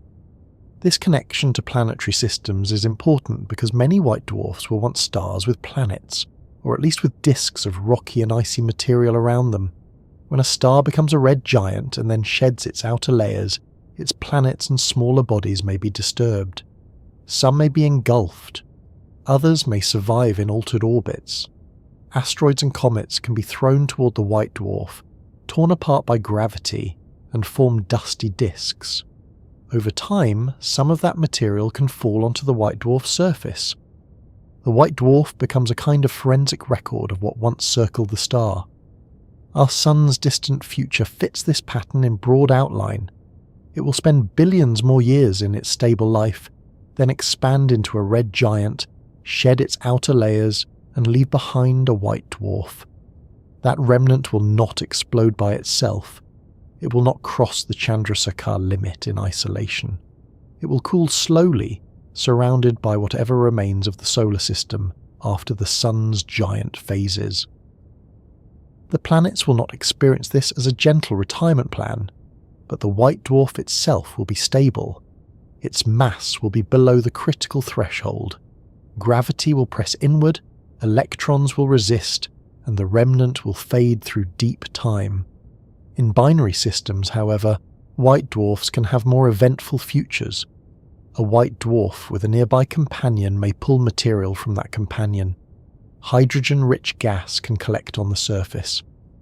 If enough gathers, it can ignite suddenly in a surface explosion called a nova. The white dwarf brightens dramatically, throws off some material, and then may settle back down. The white dwarf itself survives the event. Novae can repeat if the process continues. To an observer, the star system seems to flare back to life, but the underlying remnant remains. It is a surface event, not the complete destruction of the white dwarf. A more dangerous situation occurs if the white dwarf grows in mass over time, or if two white dwarfs spiral together and merge. Then the remnant may approach the maximum mass that electron degeneracy pressure can support. This is where the quiet ember can become unstable. In the case of a carbon-oxygen white dwarf near the critical mass, conditions inside can allow runaway fusion. Since the matter is degenerate, it does not expand and cool in the normal regulating way at first. The burning can accelerate catastrophically, unbinding the entire star in a thermonuclear supernova. A white dwarf that seemed faint and dense becomes, for a short time, one of the brightest events in the universe. That possibility gives white dwarfs a dual character. Many are calm, cooling remnants. Some are members of interacting systems where outbursts occur. A few become connected to the explosions used by astronomers to measure cosmic distances. The same kind of object can be a quiet clock, a surface flare, or the seed of a supernova, depending on mass, composition, and companionship. The white dwarf itself is not one simple ending. It is a platform where different futures can unfold. The stability of a white dwarf is therefore both real and conditional. Below the limit, it can persist almost indefinitely, cooling slowly as the universe ages. Near the limit, its structure becomes more precarious. The electrons that support it are being pushed toward their maximum usefulness. Gravity is asking more than they can eventually give. This is not a flaw in the electrons. They are following the rules of quantum mechanics perfectly. The problem is that gravity has become too demanding. When enough mass is packed into the remnant, the support that once seemed so strong is no longer sufficient. There is a quiet elegance in the way white dwarfs connect different branches of physics. To understand them, you need stellar evolution, because you must know how the remnant forms.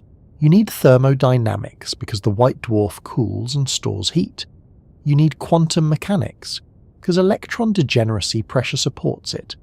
You need relativity, because the most massive white dwarfs push electrons into speeds where relativistic effects matter. You need gravity, always gravity, because it is the force compressing the remnant from the beginning to the end. A white dwarf is small enough to be treated as an object, but rich enough to contain a full education in physics. It also connects different timescales.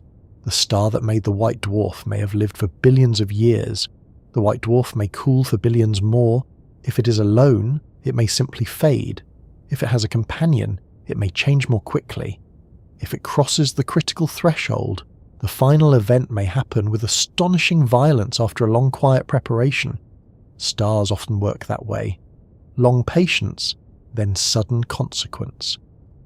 This is why the phrase quiet ember is fitting, as long as we remember what kind of ember it is.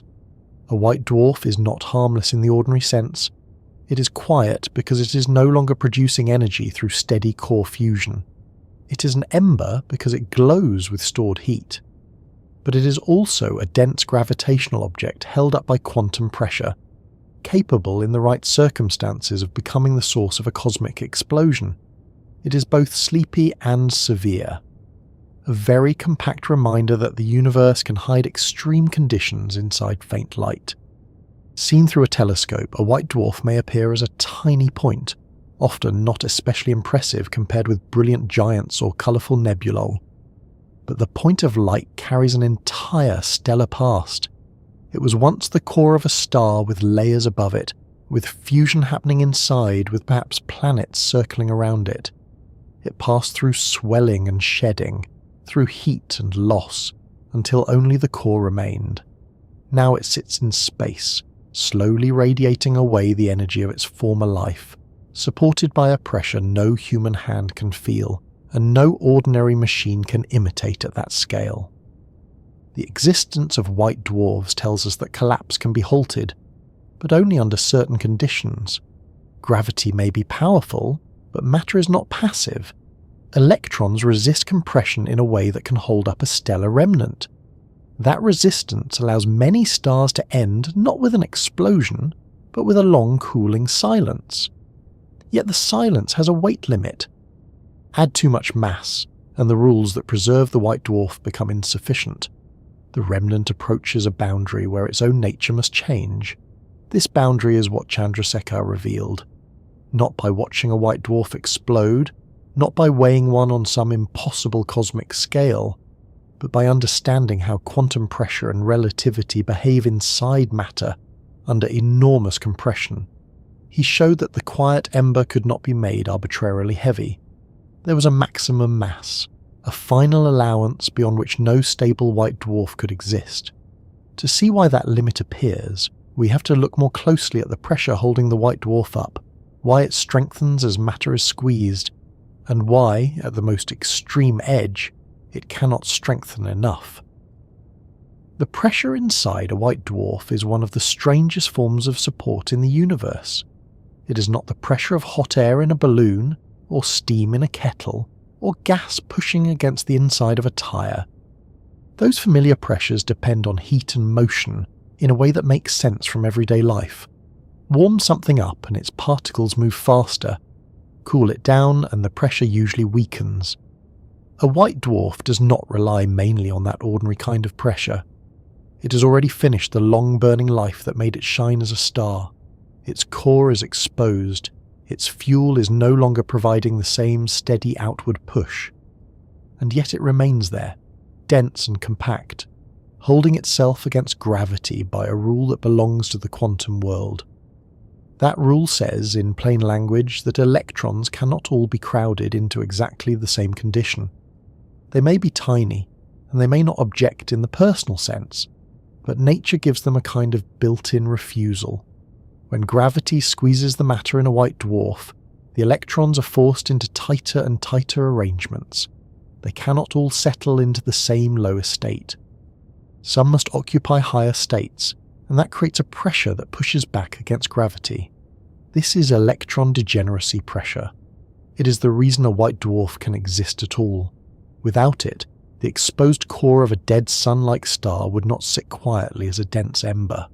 Gravity would have a much easier victory. For many white dwarfs, this pressure is enough. The remnant may be hot, small, and extraordinarily dense, but it is stable. Gravity pulls inward. The electrons resist being crowded further. The white dwarf settles into balance and begins its long cooling. It can shine faintly for billions of years, not because it is making new energy in the old way, but because it is slowly releasing the heat left over from its earlier life. It is like a memory of a star, except that the memory weighs almost as much as the star itself once did. But there is a catch, and it is one of the most important catches in astrophysics. Electron degeneracy pressure is powerful, but it is not limitless. A white dwarf cannot become heavier and heavier forever while remaining a white dwarf.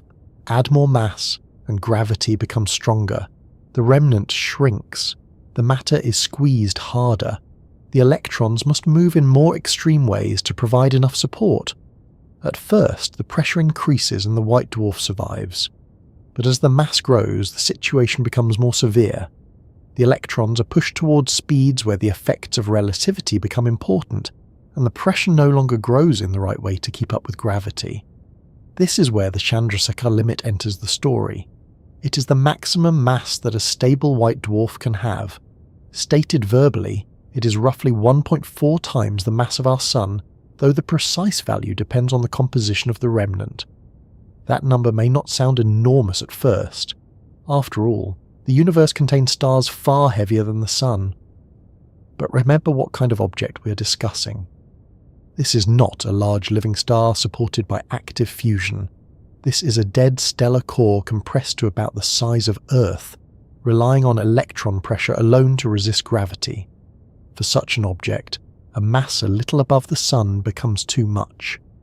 The white dwarf has reached nature's final weight warning. The phrase weight warning is not official, of course, but it captures the idea nicely. A bridge has a load limit. An elevator has a maximum capacity. A bookshelf can hold only so many overconfident hardcovers before it begins to sag in a way that makes everyone in the room glance over nervously. A white dwarf also has a limit, but it is not printed on a label. It is written into quantum mechanics and gravity. If the mass stays below the limit, the remnant can remain stable. If the mass rises beyond it, the old support fails. The white dwarf cannot simply decide to be a slightly heavier white dwarf. Nature does not permit that particular arrangement. Chandrasekhar reached this conclusion as a young physicist, and the story has become one of the great examples of theory seeing farther than comfort allowed. Subramanian Chandrasekhar was travelling from India to England in the early 20th century when he worked through the problem of white dwarf matter under extreme compression. He combined the quantum behaviour of electrons with the effects of relativity, and found that the mass of a white dwarf had an upper bound. This was not a small adjustment to stellar theory. It implied that some stellar remnants could not remain stable forever. If enough mass were present, collapse or explosion would have to follow. At the time, this was not an easy idea for everyone to accept. Stars were already known to be vast and powerful, but the thought that matter could be driven beyond the white dwarf state opened the door to more extreme possibilities. It suggested that gravity, given enough mass and the right circumstances, could overwhelm one form of quantum support and force matter into a new state. Later developments in astrophysics would make neutron stars and black holes central parts of the cosmic story, but Chandrasekhar's result was one of the steps that helped reveal how severe stellar endings could become. The universe was not limited to quiet embers. It also allowed collapse. To understand why the limit exists, it helps to imagine the white dwarf as a balance between two stubborn facts. Gravity becomes stronger as more mass is packed into the remnant. Electron pressure also becomes stronger as the matter is squeezed. For lighter white dwarfs, electron pressure can answer gravity. The object finds a size where the two effects balance. Add mass, and the white dwarf adjusts by becoming smaller and denser. This is already strange, because most ordinary things get larger when you add material. White dwarfs do the opposite. More mass means stronger gravity, so they compress more tightly. At lower masses, this compression still leads to a workable balance. The electrons respond by creating more pressure. But as the white dwarf becomes more massive, the electrons are driven closer to the ultimate speed limit of nature. They cannot simply keep moving faster in the way needed to make pressure rise without bound. Relativity changes how their energy and motion contribute to support. Gravity, meanwhile, keeps gaining strength with added mass. Near the Chandrasekhar limit, the balance becomes increasingly fragile. Beyond it, no stable white dwarf arrangement exists. This is not because the white dwarf runs out of electrons. It is not because something cracks like a stone. It is not even because the object cools too much. The limit comes from the structure of the physical laws themselves. The available pressure support cannot scale upward fast enough to hold additional mass in a stable white dwarf.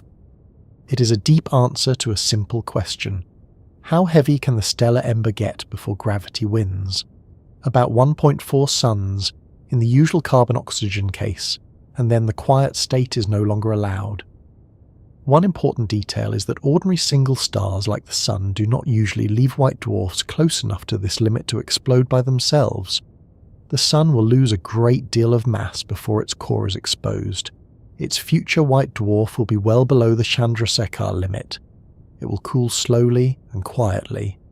The limit becomes especially dramatic in systems where a white dwarf gains mass after it forms. This often means a binary system, where a white dwarf orbits another star closely enough to pull material from it. The companion may swell as it ages, and gas can flow toward the white dwarf. Little by little, the remnant grows heavier. This image is quiet at first.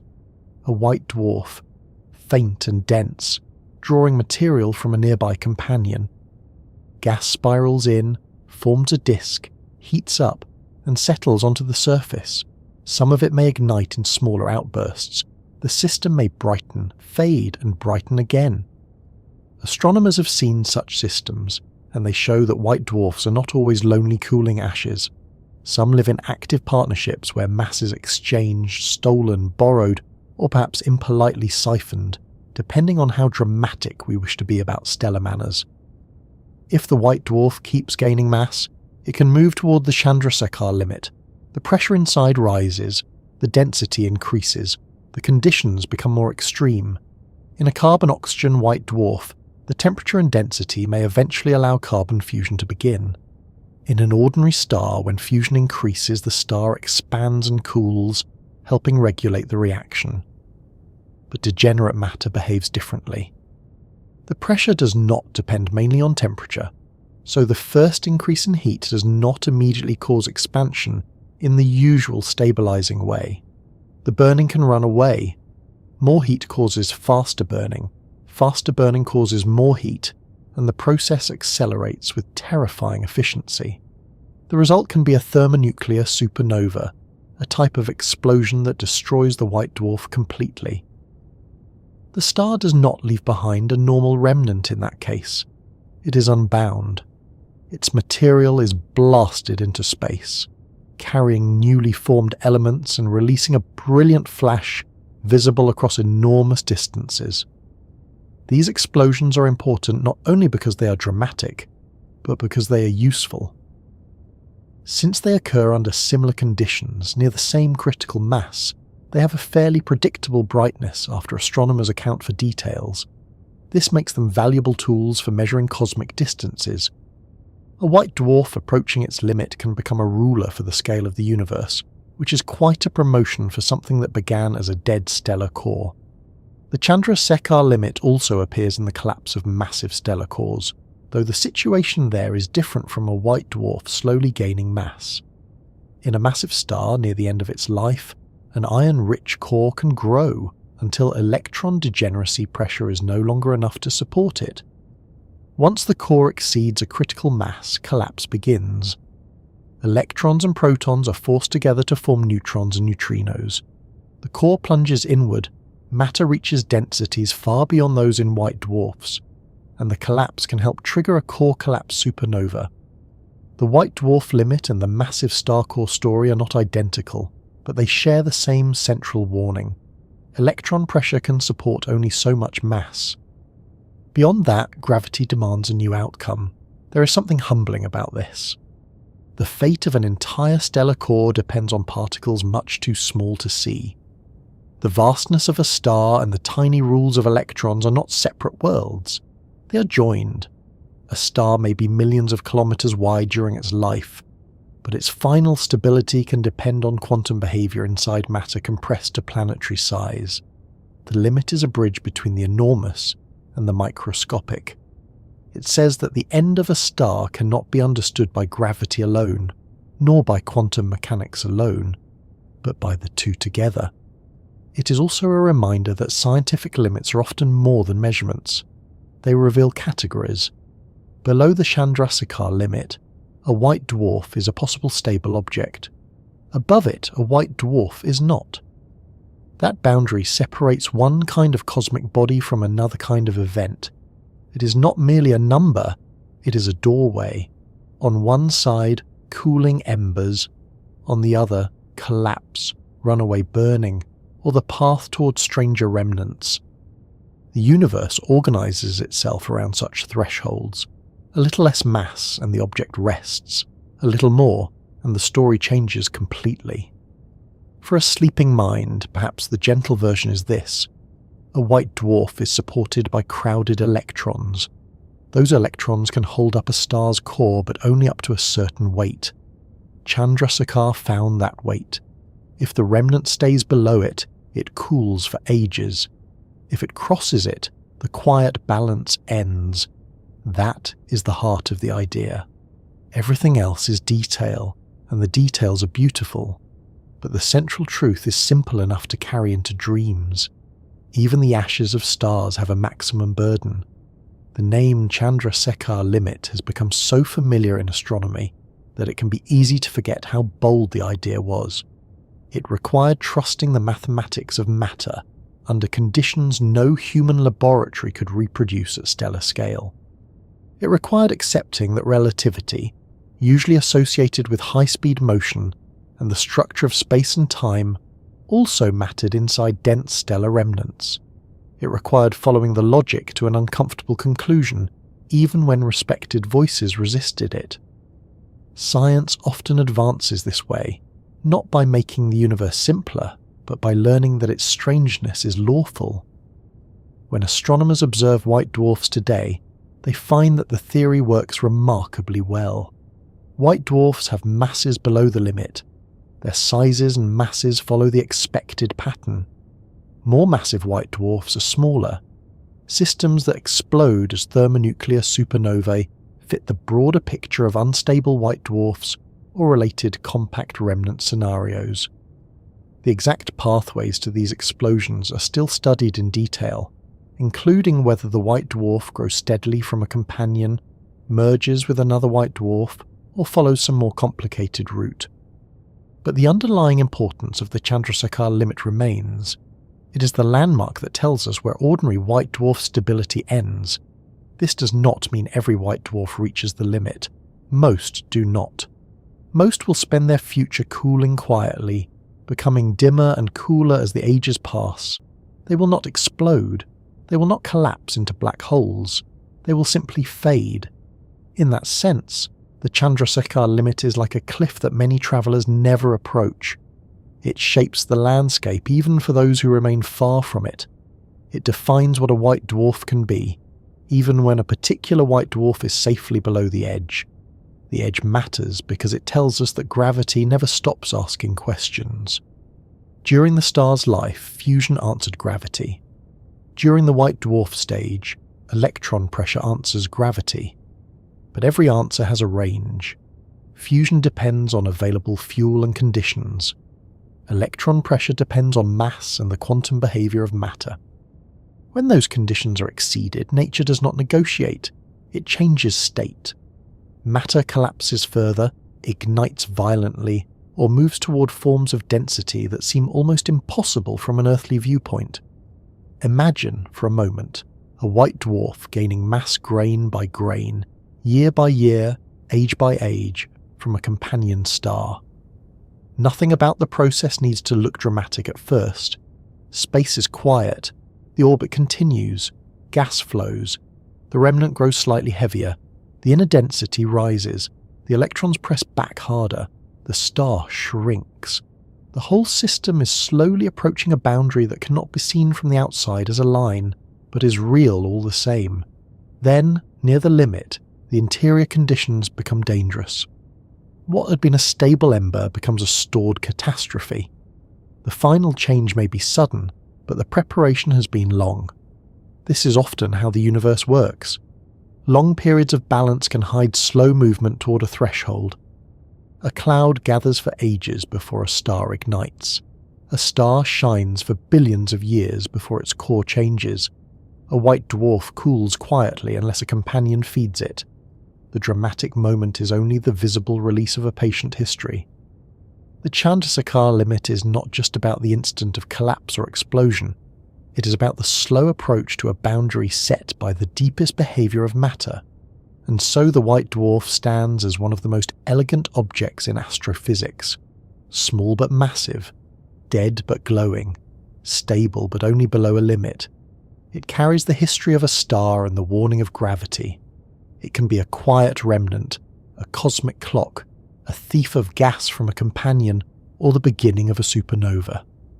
Chandrasekhar showed where its stability ends, and in doing so helped open the path to understanding some of the most powerful events in the sky. The next question follows naturally from the limit itself. If a white dwarf can only hold so much mass, what actually happens when that mass becomes too great? Does the star collapse inward? Does it explode outward? Does it leave anything behind? The answer depends on the situation, and the details lead us from quiet pressure into sudden transformation, where a star that once seemed finished discovers that gravity was not quite done with it. When a star becomes too heavy, the universe does not simply make room for it. There is no gentle stretching of the rules, no quiet permission slip from gravity, no polite exception for a remnant that was only trying to borrow a little more mass from its companion. Once the support inside a stellar object can no longer answer the inward pull of gravity, the old balance ends. What follows depends on what kind of star or remnant we are talking about, what it is made of, how it gained its mass, and what kind of pressure was holding it up before the trouble began. But the central idea is always the same. Too much weight in too little space makes matter search for a new state, and sometimes that search is violent. For a white dwarf, becoming too heavy is especially dangerous because it has already lost the ordinary support of fusion. It is not a living star with a hot core steadily producing energy to hold gravity back. It is a compact remnant, held up by the resistance of crowded electrons. That resistance is strong, but not endless. Below the Chandrasekhar limit, The electrons can provide enough pressure for the white dwarf to remain stable. Above that limit, a stable white dwarf is no longer possible. The object must either ignite in a runaway explosion, collapse into something denser, or take a path shaped by its composition and surroundings. The simplest picture is a carbon-oxygen white dwarf in a binary system. It begins as the exposed core of an older star, small, dense, and faint compared with its former life. Nearby, another star continues to evolve. As that companion expands, its outer gas can be drawn toward the white dwarf. The gas does not fall in like water poured straight into a cup. It often forms a swirling disk heated by friction, glowing as it spirals inward. Little by little, material settles onto the white dwarf. The remnant gains mass. Gravity tightens. The interior grows denser. The old quantum pressure works harder to keep the object from shrinking too far. At first, this may not destroy the white dwarf. The newly gathered material on the surface can ignite in smaller outbursts. These events are called novae, and they can make a star system suddenly brighten as accumulated gas burns explosively on the surface. But the white dwarf itself survives. It is a little like a pan boiling over rather than the whole kitchen disappearing, although in fairness the pan in this comparison is a dead star, and the kitchen is a close binary system, so perhaps the analogy should not be tested too carefully. The important point is that surface burning can happen without destroying the remnant. If the white dwarf continues to gain mass overall, the deeper danger remains. As it nears the Chandrasekhar limit, the central density becomes extreme. The carbon and oxygen inside are squeezed into conditions where carbon fusion can begin. In an ordinary star, fusion is self-regulating to a degree. Heat causes expansion cools the gas, and the reaction slows. But in a white dwarf, the pressure is dominated by electron degeneracy rather than ordinary heat. When fusion starts, the first rise in temperature does not immediately make the star expand and cool in the usual stabilizing way. The burning can therefore accelerate. More heat makes fusion faster. Faster fusion makes more heat. The result is a runaway. This runaway is not a small internal adjustment. It can tear the entire white dwarf apart. A flame of nuclear burning moves through the dense material, converting carbon and oxygen into heavier elements and releasing an enormous amount of energy.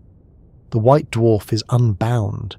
It does not leave behind a quiet core in the normal case. It becomes a thermonuclear supernova, a brilliant explosion visible across vast distances. For a short time, the destroyed remnant may shine with the brightness of billions of stars. A star that had faded into a compact ember becomes one of the most luminous events in the universe.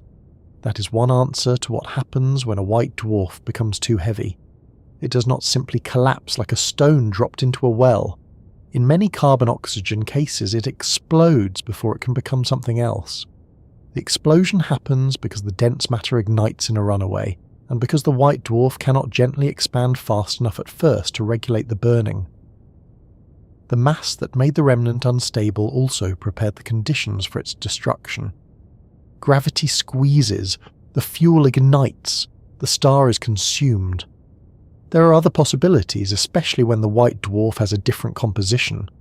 Some white dwarfs are made mostly of oxygen and neon rather than carbon and oxygen. These can form from stars heavier than the Sun, but not quite heavy enough to go all the way through the most advanced burning stages of massive stars.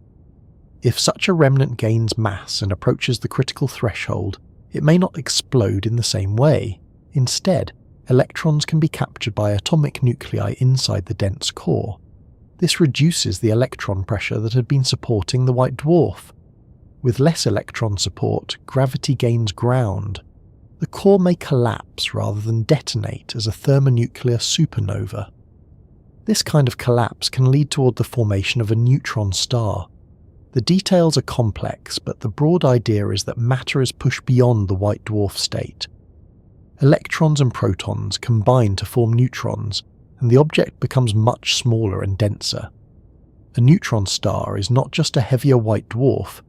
It is a different kind of remnant altogether, one where matter has been compressed to densities comparable to the interior of atomic nuclei. A city-sized object can contain more mass than the Sun. That sentence is worth letting settle slowly.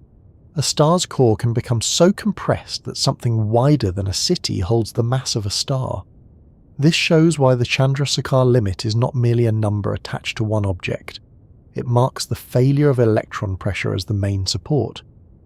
When electron pressure fails, matter must move to a new form if collapse is to be halted at all. In a neutron star, the support comes from the behaviour of neutrons and the strong forces inside ultra-dense matter. But even neutron stars have limits.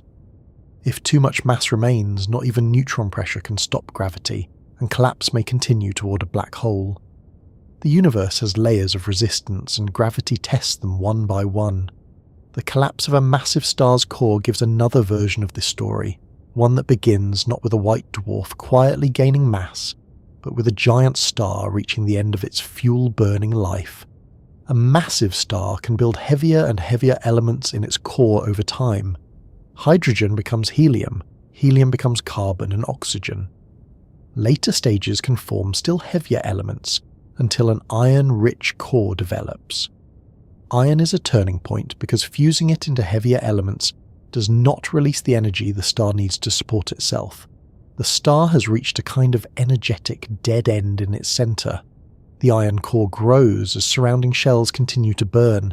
It is supported for a time by electron degeneracy pressure, much like a white dwarf, but it is buried inside a much larger star. As the core gains mass, it approaches a critical point. Once it becomes too heavy, electron pressure can no longer hold it up. The collapse begins suddenly. The core falls inward at a large fraction of the speed of light. Electrons are driven into protons, forming neutrons and releasing floods of neutrinos. The inner core stiffens when nuclear density is reached, while outer material continues falling inward. A shock wave forms, stalls, revives through complicated processes involving neutrinos and turbulence, and may blast the outer layers of the star into space. This is a core collapse supernova. It is different from the thermonuclear destruction of a white dwarf, but both are linked by the failure of support under too much mass. In the white dwarf case, the remnant may ignite and destroy itself. In the massive star case, the core collapses while the outer layers explode outward. The final remnant may be a neutron star or a black hole. The explosion also scatters elements into space, enriching the galaxy with material that can later become part of new stars, planets, and living bodies. When a star becomes too heavy and collapses, it does not merely vanish, it changes the chemical future around it. The speed of these events can be startling. A star may spend millions or billions of years in stable life, but the final collapse of a core can unfold in seconds. That contrast is one of the great dramatic rhythms of stellar evolution. Long preparation, sudden release. For ages, gravity and pressure maintain a workable balance. Then a threshold is crossed, and the stored consequences of that imbalance appear almost at once. A massive star that looks steady from the outside may already be doomed in its centre, because the core has reached conditions where no stable support remains. This also helps explain why the word collapse needs care. In ordinary speech, collapse might suggest something simply falling inward and stopping as a pile. Stars do not collapse like buildings, they collapse through states of matter. Pressure changes, particles transform, nuclear reactions ignite or fail. Energy moves through neutrinos, photons, shock waves, and expanding gas. Collapse in astrophysics is not just motion toward the centre, it is matter being forced to reveal what forms it can take under extreme compression. A white dwarf crossing the limit is a particularly clean example of how support fails, because the supporting particles cannot provide more pressure in the needed way. The electrons have done all they can. Adding mass makes gravity stronger faster than the pressure can compensate. The star shrinks, the density rises, and the internal conditions become unstable. Whether the result is runaway burning or collapse depends on the composition and circumstances, but the old white dwarf state is gone. The object cannot remain what it was. In a binary system, the companion star may continue orbiting until the moment of disaster. If the white dwarf explodes as a thermonuclear supernova, the companion can be affected dramatically. It may be struck by the blast, stripped of material, or flung away if the gravitational partnership is broken. Astronomers search for surviving companions in supernova remnants to understand which pathways led to particular explosions. Sometimes the evidence suggests a white dwarf accreting from a normal star. Sometimes it points toward the merger of two white dwarfs. The details are still studied, because nature appears to use more than one route to similar explosions. Two white dwarfs can also become too heavy together. If they orbit closely, they slowly lose energy through gravitational waves. Their orbit shrinks. Over time, they spiral inward and may merge. If the combined mass is large enough, the merger can trigger a thermonuclear explosion, or produce a more massive remnant that may collapse, depending on the masses, compositions, and how the material is arranged. This is a reminder that the Chandrasekhar limit is a guide to stability, but real stars can approach it through messy dynamic events rather than slow, tidy weight gain. The universe has never been especially concerned with keeping its demonstrations neat for classroom diagrams. When collapse leads to a neutron star, the scale of compression becomes almost absurd. A white dwarf is already dense, but a neutron star is far denser. The material that once filled a stellar core is crushed into a sphere only about the size of a large city. The surface gravity is enormous. The magnetic fields can be incredibly strong. The star may spin rapidly, sometimes sending beams of radiation into space like a lighthouse. When those beams sweep across Earth, we observe a pulsar, a regular ticking signal from a dead star that collapsed but did not disappear. It is one of the most precise natural clocks in the universe, born from the failure of an older form of support. If the collapsing core is too massive for a neutron star to survive, the story continues inward. A black hole forms. This does not mean matter has simply become infinitely mysterious in every practical sense, but it does mean gravity has created a region from which light cannot escape once it passes, the boundary called the event horizon. From the outside, the black hole is described by mass, spin, and charge, while the detailed material history of the star becomes hidden. The star that once shone across space becomes an object defined by gravity so strong that the usual escape routes close.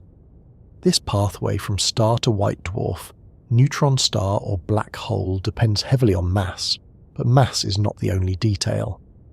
Rotation can help support material temporarily. Magnetic fields can shape outflows. Binary companions can strip mass away or add it. The chemical composition of the core affects how it responds to compression.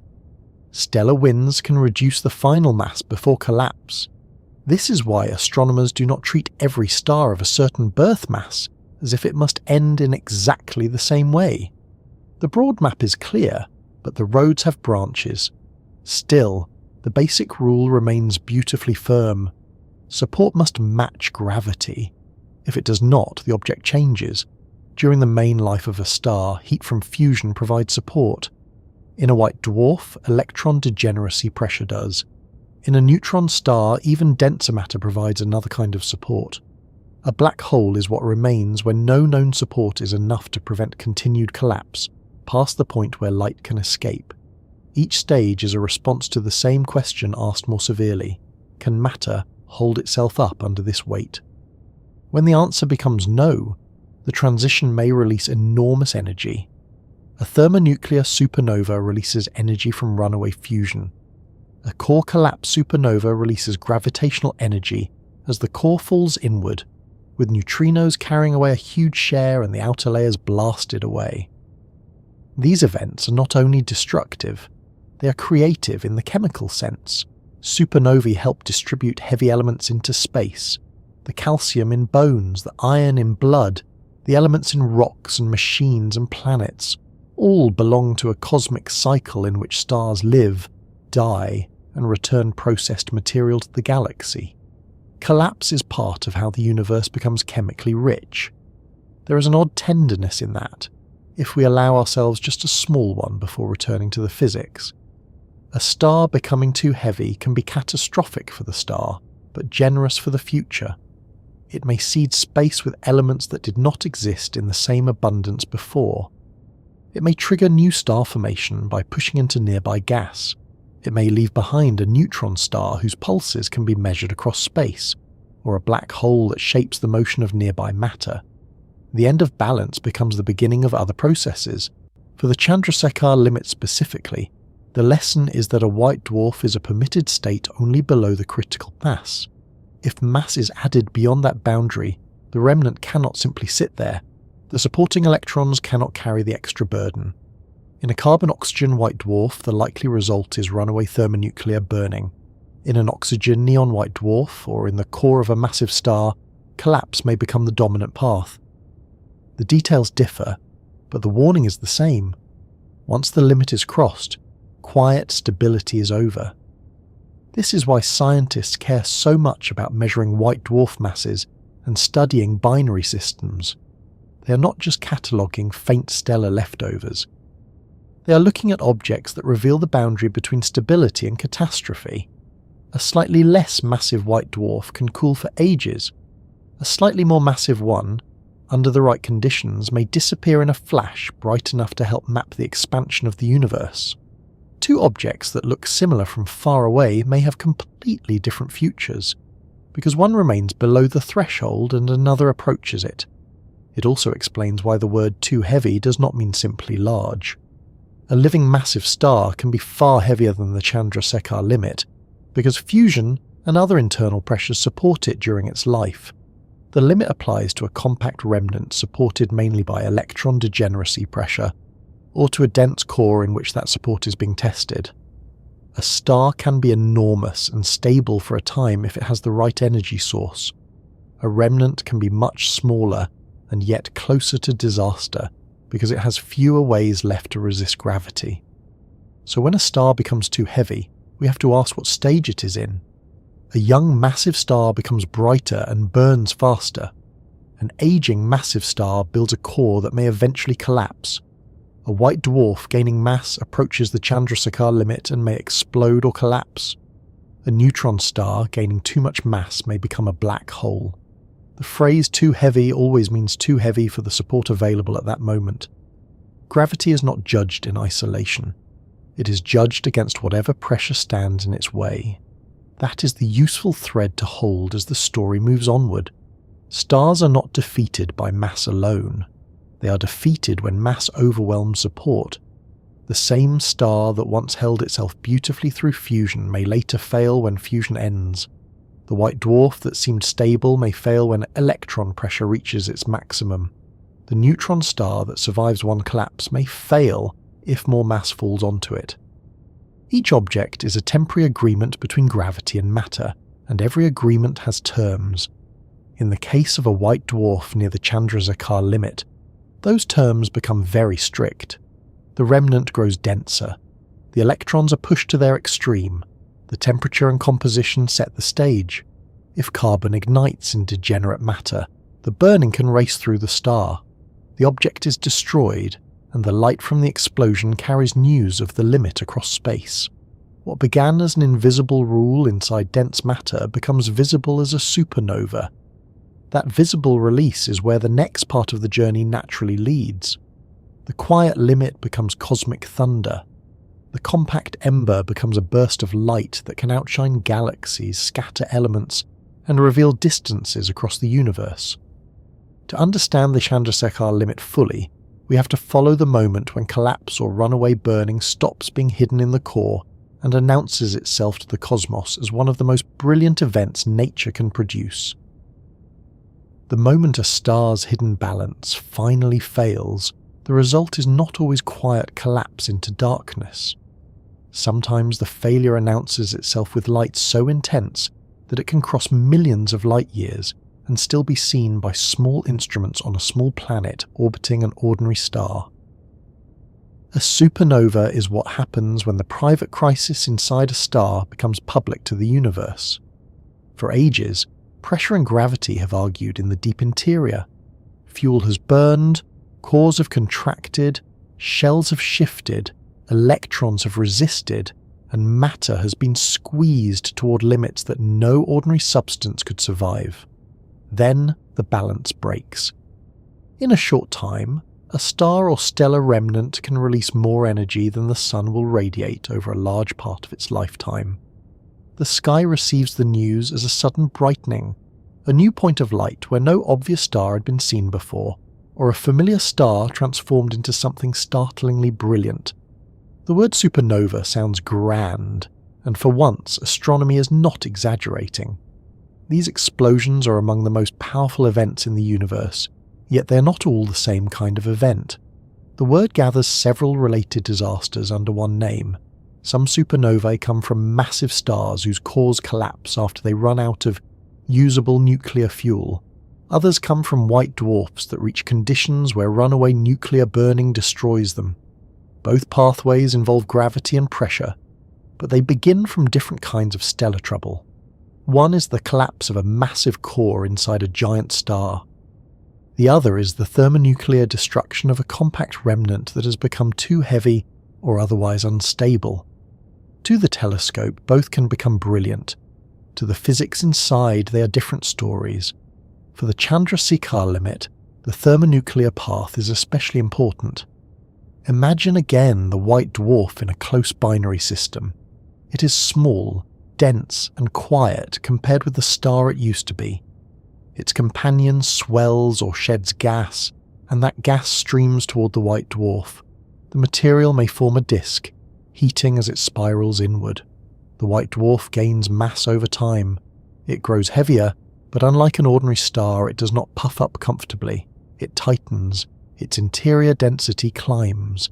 The electrons that support it are pressed harder. The object approaches the maximum burden that electron pressure can carry. If the white dwarf is mostly carbon and oxygen, the rising density and temperature can eventually awaken carbon fusion deep inside. This is not the steady central burning of a normal star. It is more dangerous because the white dwarf's matter is degenerate. Its pressure is not mainly controlled by heat. In a normal gas, heating produces expansion, and expansion cools the gas, which can help calm the reaction. In the white dwarf, the first stages of burning do not produce the same immediate relief. The material cannot easily expand fast enough to regulate the heat, so the burning becomes runaway. Heat makes the reaction faster. The faster reaction makes more heat. A small beginning becomes a spreading catastrophe. This is the point where the quiet ember turns into cosmic thunder. A flame of nuclear burning moves through the white dwarf.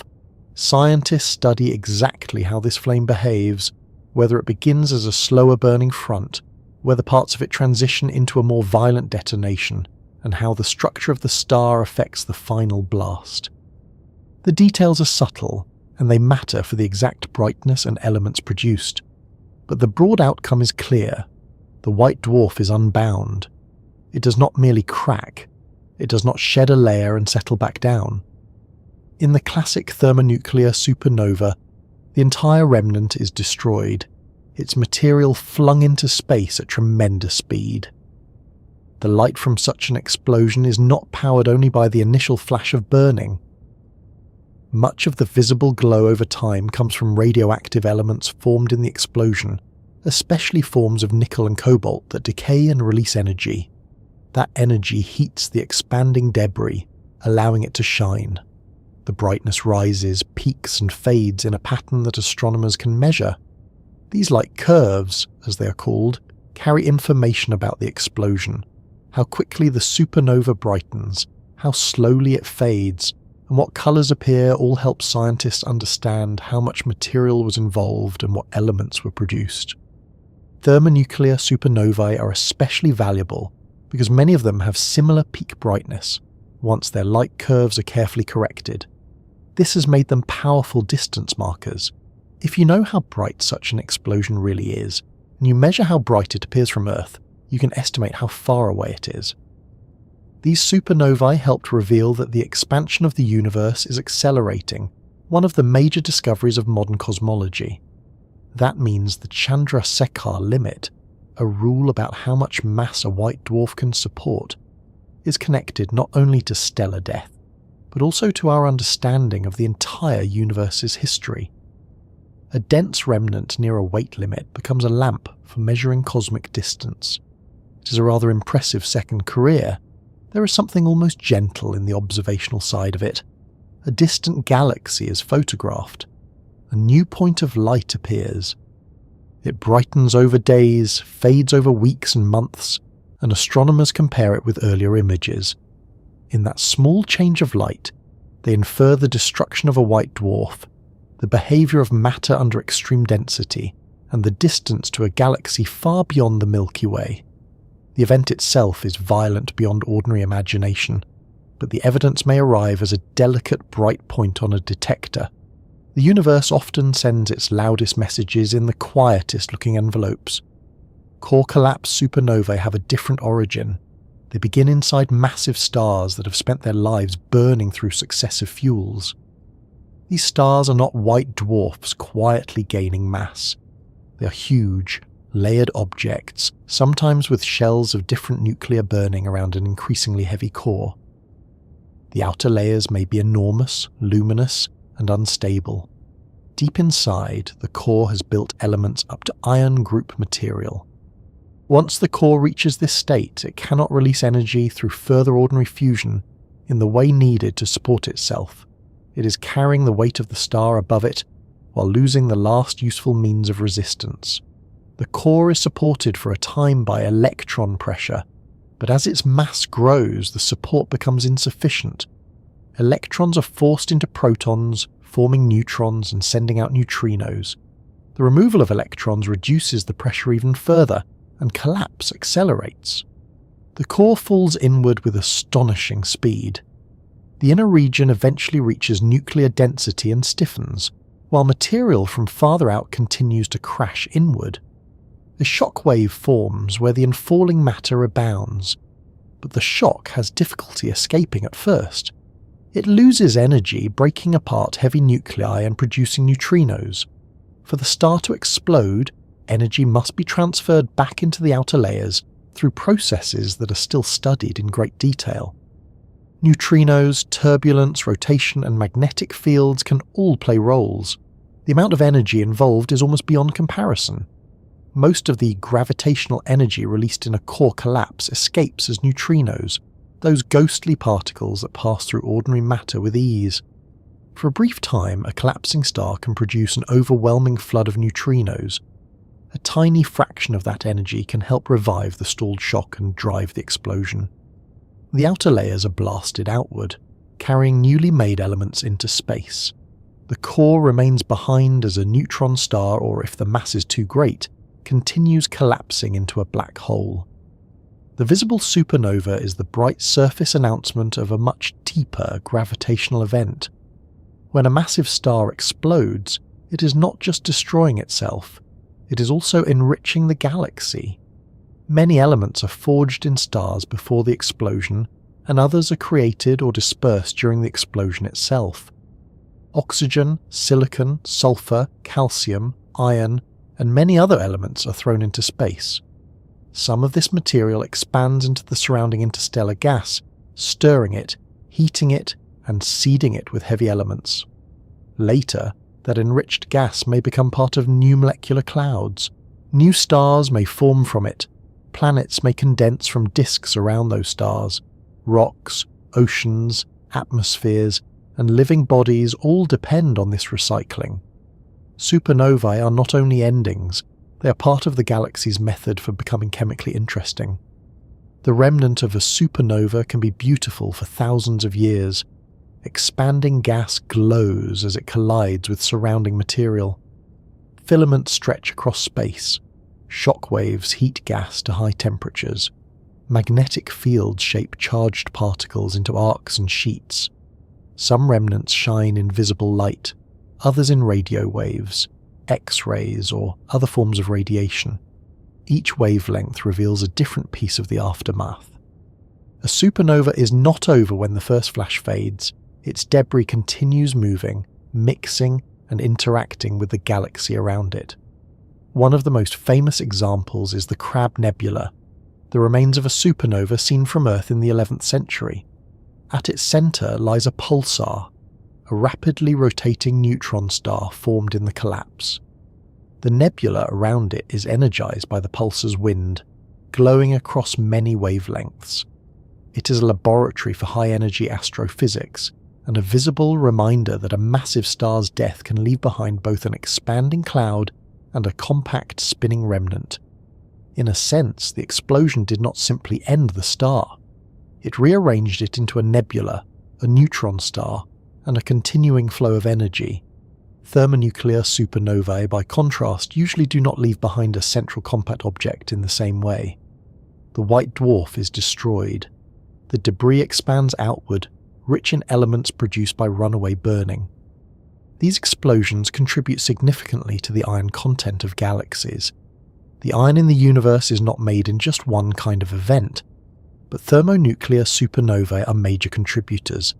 So when we speak of the Chandrasekhar limit leading to supernovae, we're also speaking of one of the reasons rocky planets and metallic cores can exist in the abundance they do. The limit helps regulate not only stellar remnants, but also chemical history. Astronomers classify supernovae by their spectra, which means by the patterns of light that reveal which elements are present and how the debris is moving. Some show hydrogen, some do not. Some show silicon features associated with thermonuclear explosions. The classification names can sound technical, but behind them are clues to the kind of star that died, or the kind of remnant that exploded. A spectrum is like a fingerprint made of light. It tells scientists whether the outer hydrogen layers were present, whether a white dwarf may have been involved, how fast the material is expanding, and how the explosion evolved. The brightness of a supernova can also tell a story. A massive star surrounded by dense material may produce a very luminous event as the ejecta crash into gas lost before the explosion. Some explosions are faint, suggesting fallback of material onto the remnant or lower energy. Some are unusually bright, perhaps linked to magnetars or other extreme engines. The universe does not make every explosion from the same recipe. Even within broad categories there are variations, exceptions and puzzles. That is part of why supernova research remains active. Every new survey finds more events, and some of them behave in ways that ask fresh questions. Still, the connection to collapse remains central. A supernova is often the outward sign of an inward failure. In thermonuclear cases, the failure is the inability of a white dwarf to remain stable as dense fuel ignites. In core collapse cases, the failure is the inability of the core to support itself after nuclear fuel has reached its endpoint. The star's outer layers may explode outward, but the reason is rooted in the center. The light comes from the core's crisis. There is an ordinary human temptation to think of explosions as purely outward events. Fireworks burst outward, balloons pop outward. A supernova certainly sends matter outward, but that outward motion is only half the story. In many cases, the first act is inward. Gravity pulls the core down, matter collapses, energy is released. Part of that energy reverses the motion of the outer layers. The thunder begins as a fall. The bright expanding cloud begins as a core losing its fight in the dark. In a thermonuclear supernova, the language is slightly different because the white dwarf may not collapse into a compact remnant before it is destroyed. Instead, the dense degenerate fuel ignites catastrophically. But even there, gravity prepared the conditions. Gravity compressed the white dwarf. Gravity made the density high. Gravity forced electron pressure toward its limit. The explosion is the consequence of matter being held too tightly for too long, then burning too quickly to remain bound. Collapse and explosion are not opposites here. They are partners in the same sequence of imbalance. Supernovae also help astronomers study star formation across cosmic time. Massive stars live short lives, so core collapse supernovae trace regions where stars formed relatively recently.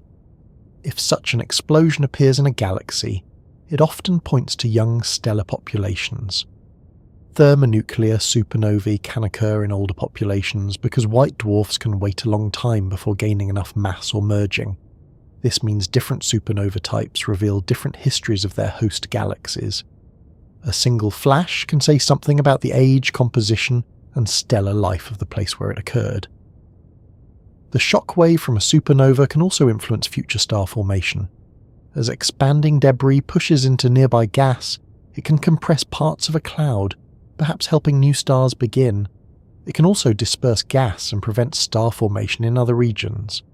Like many cosmic events, a supernova is both constructive and disruptive. It can clear, stir, enrich, heat, and compress.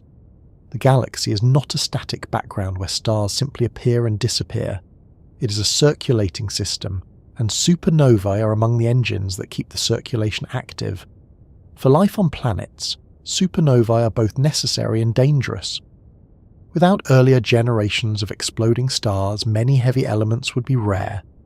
Earth itself depends on the material produced and dispersed by stellar deaths before the Sun was born. But a nearby supernova could damage planetary atmospheres and bathe worlds in harmful radiation. Distance matters. The same kind of event that makes future chemistry possible can be hazardous if it happens too close. The universe is generous, but it is not always gentle about delivery. The Chandrasekhar limit's role in thermonuclear supernovae gives the whole story a precise edge. A white dwarf below the limit can remain a faint remnant. Near the limit, its interior becomes a danger zone. Once runaway burning begins, the star is consumed. That means a rule from quantum mechanics can determine whether an object remains almost invisible or becomes bright enough to reshape our map of cosmic distances. There is a deep satisfaction in that connection. A limit inside a tiny particle sea becomes a beacon across galaxies. As the explosion expands, the debris cools and thins, lines in the spectrum change, the light fades, the surrounding space absorbs the impact. What was once a compact white dwarf or massive stellar core becomes an expanding remnant. In the case of a core collapse, a neutron star or black hole may sit at the centre, sometimes visible through radiation, sometimes hidden. In the case of a thermonuclear supernova, no central star may remain, only the expanding evidence of destruction.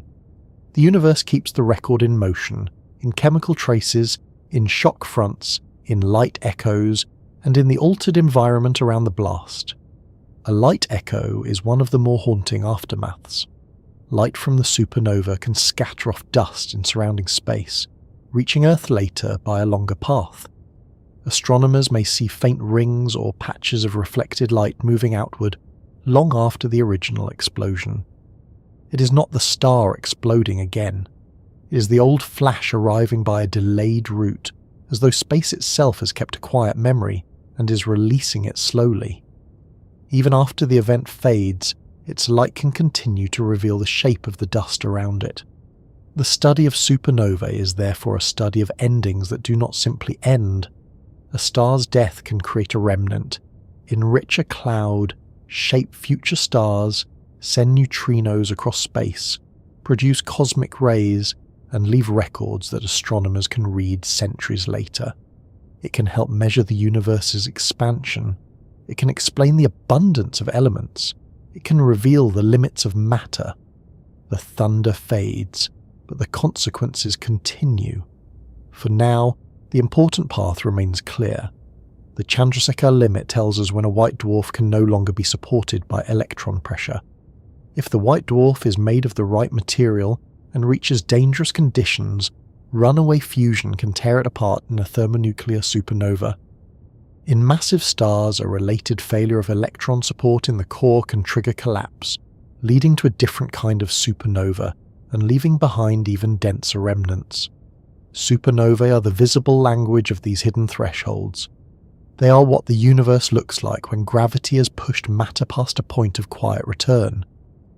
After the blast, attention naturally turns to what remains. Sometimes there is no compact survivor, only expanding debris. Sometimes a neutron star is born, spinning rapidly, magnetized, and impossibly dense. Sometimes the core continues inward, until a black hole forms, leaving behind a region where gravity changes the meaning of escape. These remnants are the next answers to gravity's question, denser and stranger than white dwarfs, and they show that the Chandrasekhar limit is not the final word in stellar collapse, but one doorway into a deeper sequence of cosmic endings. After the light of a supernova begins to fade, the story does not simply close. The bright outer layers expand into space, carrying heat, motion, and newly scattered elements into the surrounding darkness. Telescopes may continue to watch the glowing debris for years, centuries, or longer, depending on how nearby and energetic the event was. But hidden inside the expanding cloud, or sometimes left without much visible ornament at all, there may be something far stranger than the explosion itself. The core that could no longer support its own weight may have become a neutron star, or if gravity pressed even harder, a black hole. These are not ordinary endings. They are the afterlife of giants, the dense survivors of stars that were too massive to become quiet white dwarfs, and too heavy for familiar matter to remain in its old form. A neutron star is born when the core of a massive star collapses beyond the white dwarf state, but does not continue all the way into a black hole. The electrons that once helped support the core are forced into protons, forming neutrons. The matter becomes unimaginably dense. The remnant is no longer made of atoms in any ordinary sense. It is closer to a vast atomic nucleus, though even that comparison is incomplete because a neutron star is not just a large nucleus sitting politely in space. It is a layered, gravitationally extreme object with a crust, a possible superfluid interior, intense magnetic fields, and physics that reaches beyond what any laboratory on Earth can fully reproduce. If white dwarfs are strange, neutron stars are stranger still. The size of a neutron star is astonishingly small for the mass it carries. Something with more mass than the Sun can be compressed into a sphere about the size of a city. Imagine taking the core of a star and squeezing it until the distance across it is comparable to a long drive across a metropolitan area. This is not compression in the ordinary sense of pressing clothes into a suitcase, though anyone who has packed for a long trip may feel a distant sympathy. This is matter pushed into a state where the spaces inside atoms have effectively vanished, where the distinction between one atom and the next no longer has its usual meaning. Gravity has taken a stellar core and made it dense enough that a spoonful of its material, if it could somehow be brought to Earth without causing immediate and deeply inconvenient problems, would have a mass far beyond any ordinary object of similar size. The support inside a neutron star comes from the behavior of neutrons and the forces between them, along with other effects in ultra-dense matter. Just as electrons resist crowding in a white dwarf, neutrons resist being squeezed into identical states in a neutron star. But the situation is more complicated because the densities are so extreme that nuclear forces become important. Matter is being pressed to conditions comparable to those inside atomic nuclei, and perhaps beyond them in the deepest interior. Scientists do not yet know every detail of what lies at the centre of a neutron star. It may contain unusual states of matter, perhaps involving particles or phases that do not appear under normal conditions. The star is therefore both an object in the sky and a laboratory for physics at the edge of knowledge. Neutron stars often reveal themselves as pulsars. A pulsar is a rotating neutron star whose beams of radiation sweep through space. If one of those beams crosses Earth, we see regular pulses, like a lighthouse beam flashing past a distant shore. Some pulsars rotate many times each second with extraordinary regularity. Their timing can be so precise that astronomers use them to test gravity, study interstellar space, and search for subtle effects such as gravitational waves. It is strange and wonderful that a collapsed stellar core can become a cosmic clock. The star that failed to support itself in one form becomes, in another form, one of the most regular natural signals we can observe. The regularity of pulsars comes from rotation and magnetic fields. When the core of a massive star collapses, it shrinks enormously. If the original core was rotating, even slowly, That rotation speeds up as the core becomes smaller, much like a spinning ice skater pulling in their arms. The magnetic field is also compressed and strengthened. A neutron star can therefore spin rapidly and carry a magnetic field far stronger than anything commonly encountered in ordinary stars. Charged particles move along magnetic field lines and produce radiation. The beams are not necessarily aligned with the spin axis, so as the neutron star rotates, the beams sweep around. If Earth lies in the path, we detect pulses. Some neutron stars have magnetic fields so powerful that they are called magnetars. These objects can produce intense bursts of X-rays and gamma rays when their magnetic fields rearrange or their crusts crack under stress. The crust of a neutron star is not like Earth's crust, of course. It is an ultra-dense solid layer under conditions that make ordinary rock seem fragile and airy. When magnetic stresses build, the release can be enormous.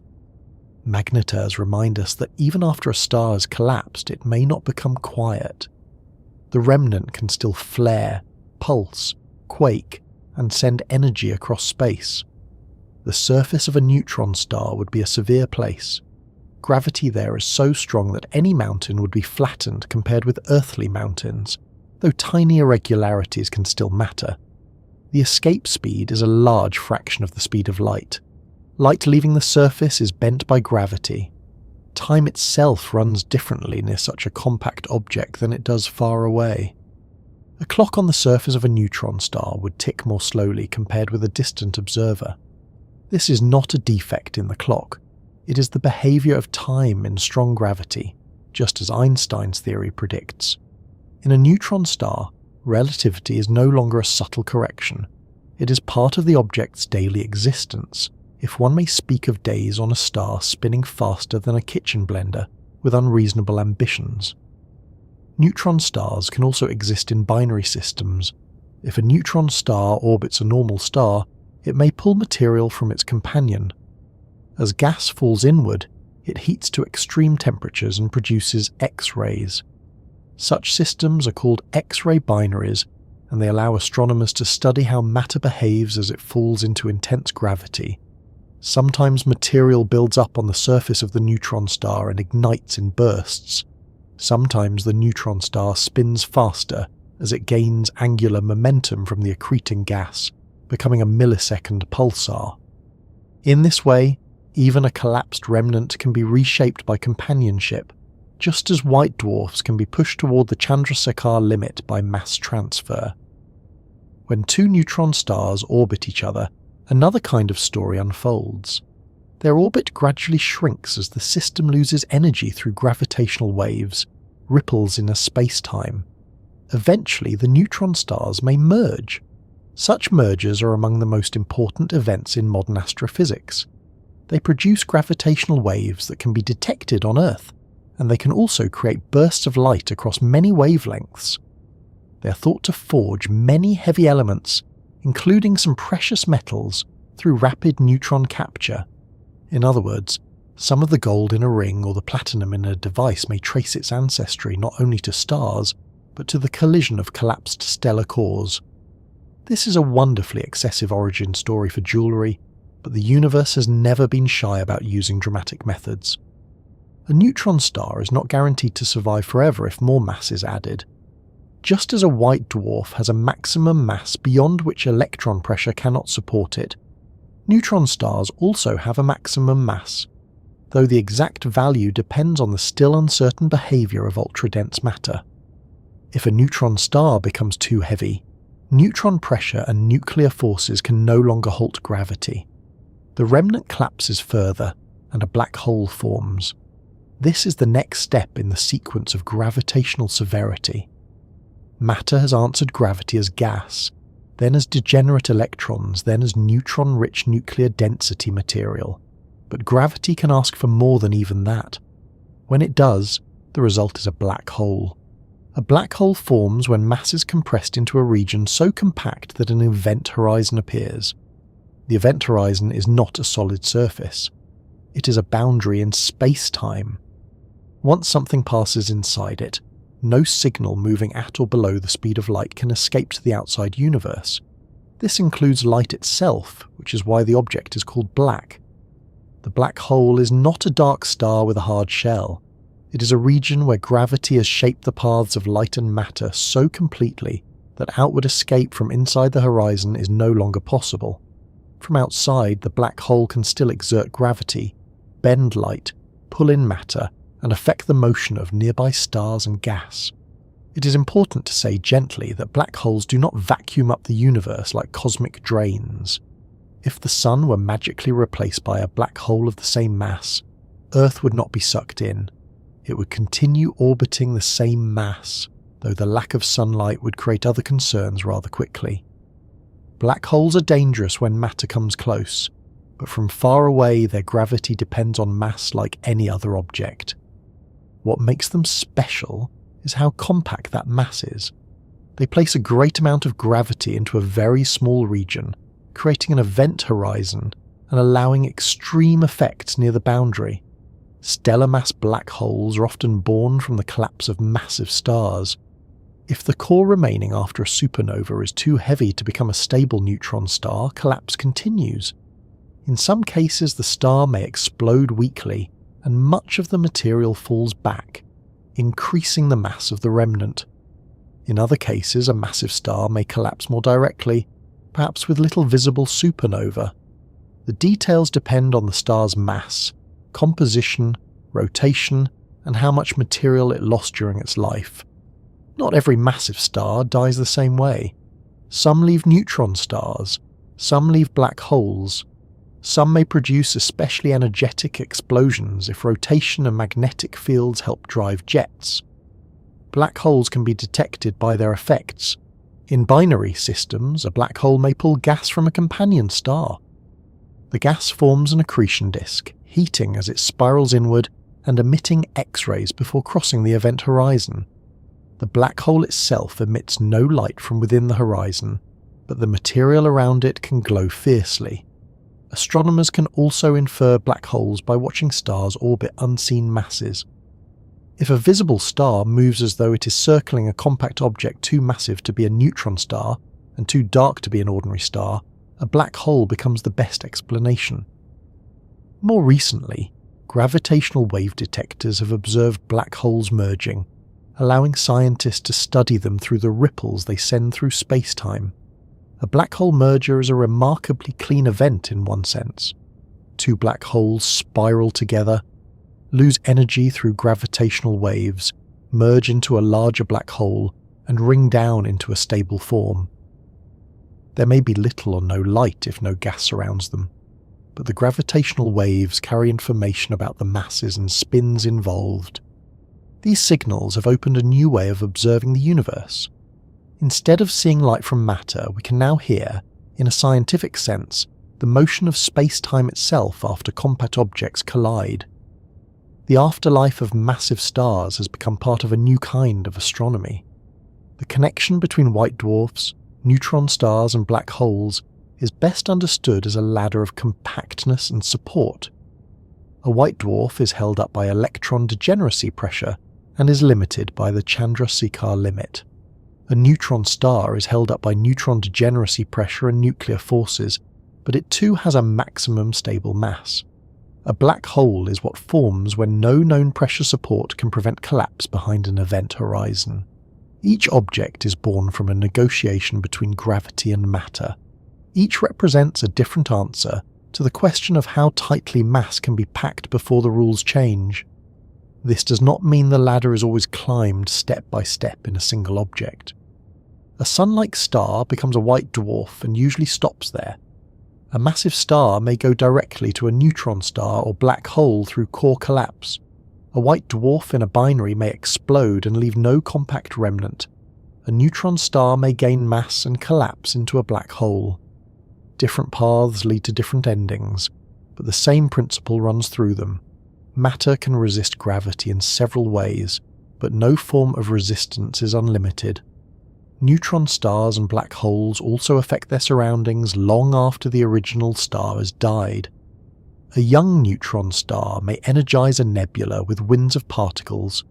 A black hole may feed on gas and produce jets if conditions allow. In dense star clusters, compact remnants can interact with other stars, exchange companions, and form binaries that later merge. The death of a massive star therefore leaves behind not only a remnant, but a participant in the continuing life of the galaxy. These objects are not simply tombstones. They are active gravitational actors. There's also a deep connection to the elements. Core collapse supernovae, neutron star mergers, and related explosive events help create and distribute heavy elements. The universe began mostly with hydrogen and helium, with only tiny traces of a few light elements. The richness of the periodic table was built later through stars and their deaths. White dwarfs, neutron stars, black holes, and supernovae are part of the same grand recycling system. The afterlife of giants helps prepare the ingredients for later planets and later chemistry. A collapsed core may seem remote from everyday life, but without generations of stellar endings, the material world around us would be far poorer. Thinking about neutron stars and black holes also changes how we think about collapse. Collapse is not always a simple failure into nothingness. It can produce structure. A neutron star is a stable object, at least within its mass range, with layers, fields, rotation, and observable behavior. A black hole, though it hides its interior from outside view, has a defined boundary and can be described with elegant simplicity from afar. The collapse of a star can therefore create objects that are not chaotic debris, but highly organized extremes. Gravity does not merely destroy, it transforms, and yet the severity of these objects should not be softened too much. A neutron star is not a place with a surface one could visit. A black hole is not a tunnel conveniently placed for adventurous tourism. They are real astrophysical objects with conditions beyond ordinary survival or engineering. Their beauty lies not in being approachable, but in being understandable. We can measure their masses, infer their sizes, detect their pulses, observe their mergers, and connect them to the lives of stars. Science lets us take something terrifying in scale and make it part of a coherent story. That story began with a cloud gathering under gravity, continued through fusion and stellar life, moved through white dwarfs and the Chandrasekhar limit, and now reaches the compact remnants of massive collapse. The same gravity that collected the first gas can, under different conditions, can press a core into a neutron star or seal it behind an event horizon.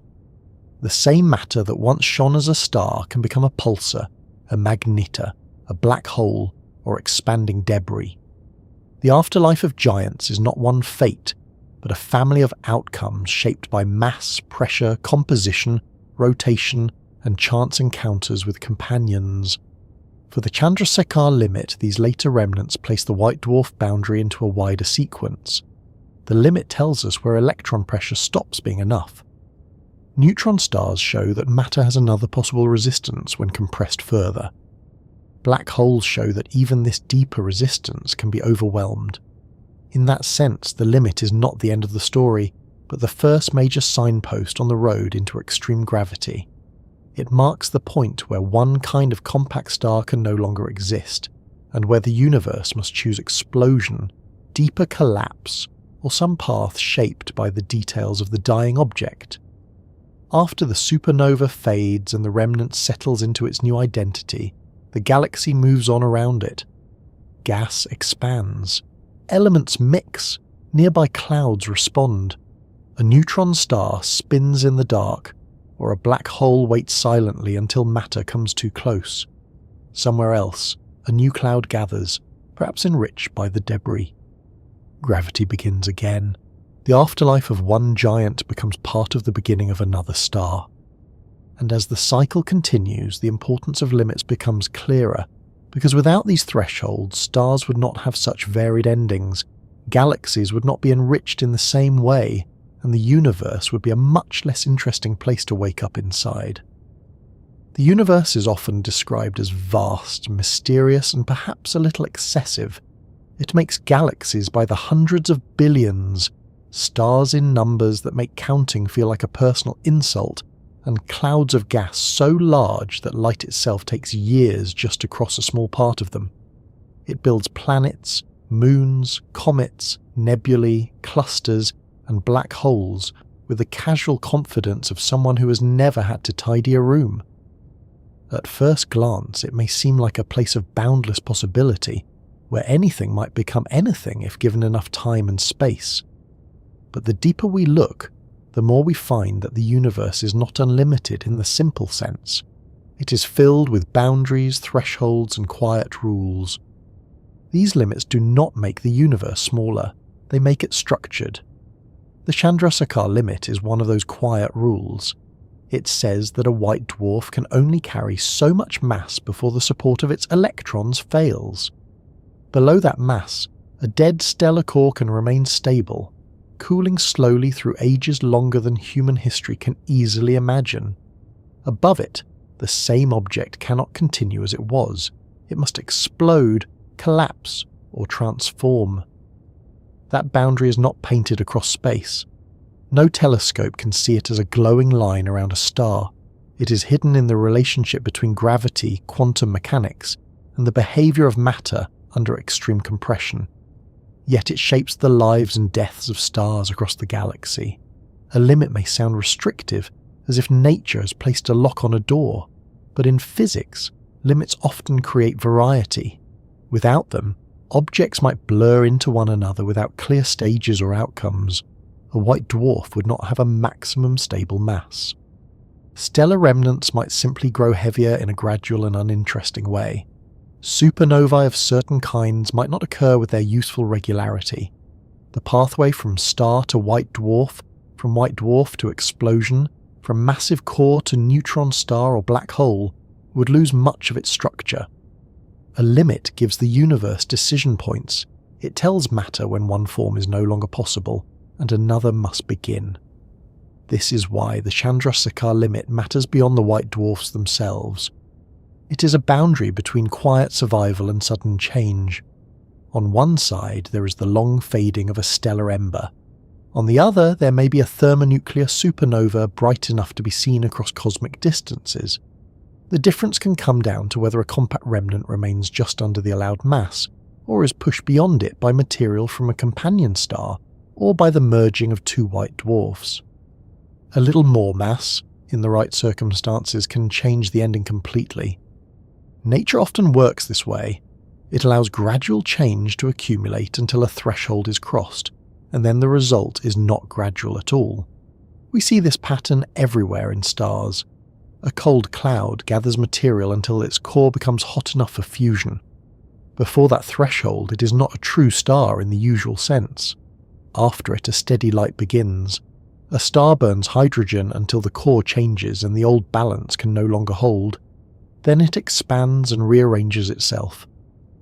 A massive star builds heavier elements until it reaches a core that cannot produce useful energy through further fusion. Then collapse follows. A neutron star can support only so much mass before it too must give way. The universe is not a smooth slide from one state to another. It is more like a landscape of ledges, valleys, and cliffs, where crossing a boundary changes what kind of object can exist. The Chandrasekhar limit is especially elegant because it joins the smallest and largest parts of nature. The pressure that supports a white dwarf comes from electrons, particles far too small to see, obeying quantum rules that seem distant from ordinary experience. Gravity, on the other hand, gathers stars, shapes galaxies, bends light, and pulls worlds into orbit. Inside a white dwarf, these two domains meet. Tiny particles determine the fate of an object with the mass of a star. When Chandrasekhar found the limit, he showed that the behavior of electrons under compression was not a minor detail. It was the deciding factor in whether a stellar remnant could exist. That connection is one of the great lessons of astrophysics. The universe does not separate scales neatly for our convenience. A galaxy may depend on the life cycles of stars. Stars may depend on nuclear reactions in their cores. Stellar remnants may depend on quantum pressure. Planets may depend on elements made in explosions. Life may depend on the long recycling of material through all of these processes. The very large and the very small are woven together. Pull on one thread, and the pattern changes somewhere else. If there were no Chandrasekhar limit, the population of stellar remnants would be very different. White dwarfs might continue accumulating mass without a clear point of failure. Thermonuclear supernovae would not have the same natural connection to a critical mass. Astronomers would lose one of the great tools for measuring the universe. The elements produced and spread by such explosions would follow a different history. Galaxies would still evolve, perhaps, but not in the way we observe. This is the strange generosity of limits. They create reliable outcomes. They let the universe repeat certain events with enough consistency that minds like ours can study them. The thermonuclear supernovae linked to white dwarfs near this limit have helped astronomers measure distances to faraway galaxies.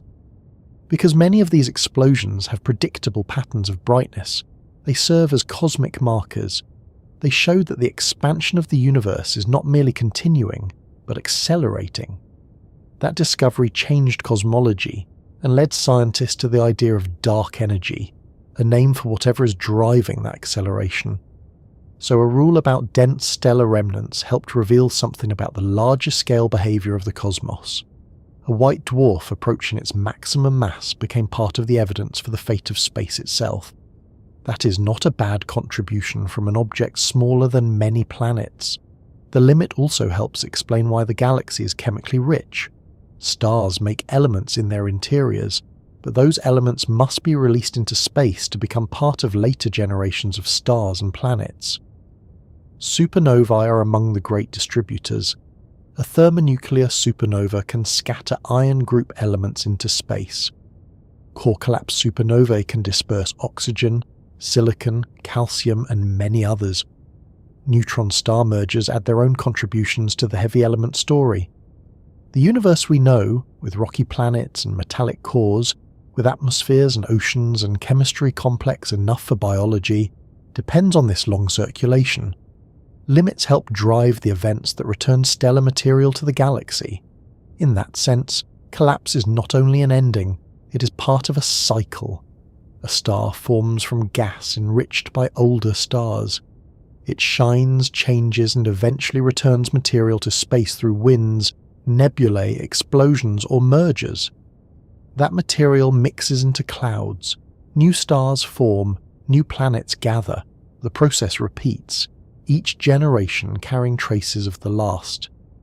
A limit like Chandrasekhar's tells one branch of this cycle, when a remnant must stop being quiet and become transformative. Without such turning points, the galaxy would not be stirred and enriched in the same way. There is also a philosophical comfort in knowing that limits exist, not because they make the universe simple, but because they make it intelligible. If matter under extreme conditions behaved in completely arbitrary ways, stars would be impossible to understand. But instead, when we observe white dwarfs, their masses and sizes follow patterns. When we model dense matter, the same quantum rules apply. When we watch supernovae, their light carries evidence of the processes inside. The universe may be strange, but it is not lawless. It can surprise us without becoming nonsense. The Chandrasekhar limit is a particularly beautiful example of a boundary that was discovered through thought before it was fully accepted through observation. Chandrasekhar followed the physics where it led, even when the conclusion seemed uncomfortable. It suggested that some stars could not end as stable white dwarfs. It pointed toward collapse and more extreme remnants. At the time, that was a difficult idea. Yet the universe was not obliged to be comfortable. It was obliged only to be itself. In the end, the limit became a foundation of modern astrophysics. It helped prepare the way for understanding supernovae, neutron stars, and black holes. This is one of the quiet virtues of science. It teaches us to respect boundaries we cannot see. No one can hold the Chandrasekhar limit in a hand. No one can place it on a table. Yet it is real in the way a rule of nature is real. It appears in the masses of white dwarfs, in the absence of stable white dwarfs above a certain mass, in the behaviour of compact stellar cores, and in the explosions that light distant galaxies. a visible universe is shaped by invisible principles. The idea of a weight limit for a star also changes how we think about heaviness. On Earth, heavy things usually feel heavy because they press down on us or resist being lifted. In space, heaviness is not about being hard to carry by hand. It is about gravity, compression, and the ability of matter to support itself. A star can be enormous and stable if it has active fusion holding it up. A white dwarf can be much smaller and yet closer to disaster because its support is more limited. Too heavy always means too heavy for the kind of support available. This is a more subtle idea than mass alone. It asks what matter is doing, what state it is in, and how gravity is being answered. That is why the same universe can contain red dwarfs that last for unimaginable ages, sun-like stars that become white dwarfs, massive stars that explode, neutron stars that pulse, and black holes that hide their interiors behind horizons. Each object is a different answer to gravity under different conditions.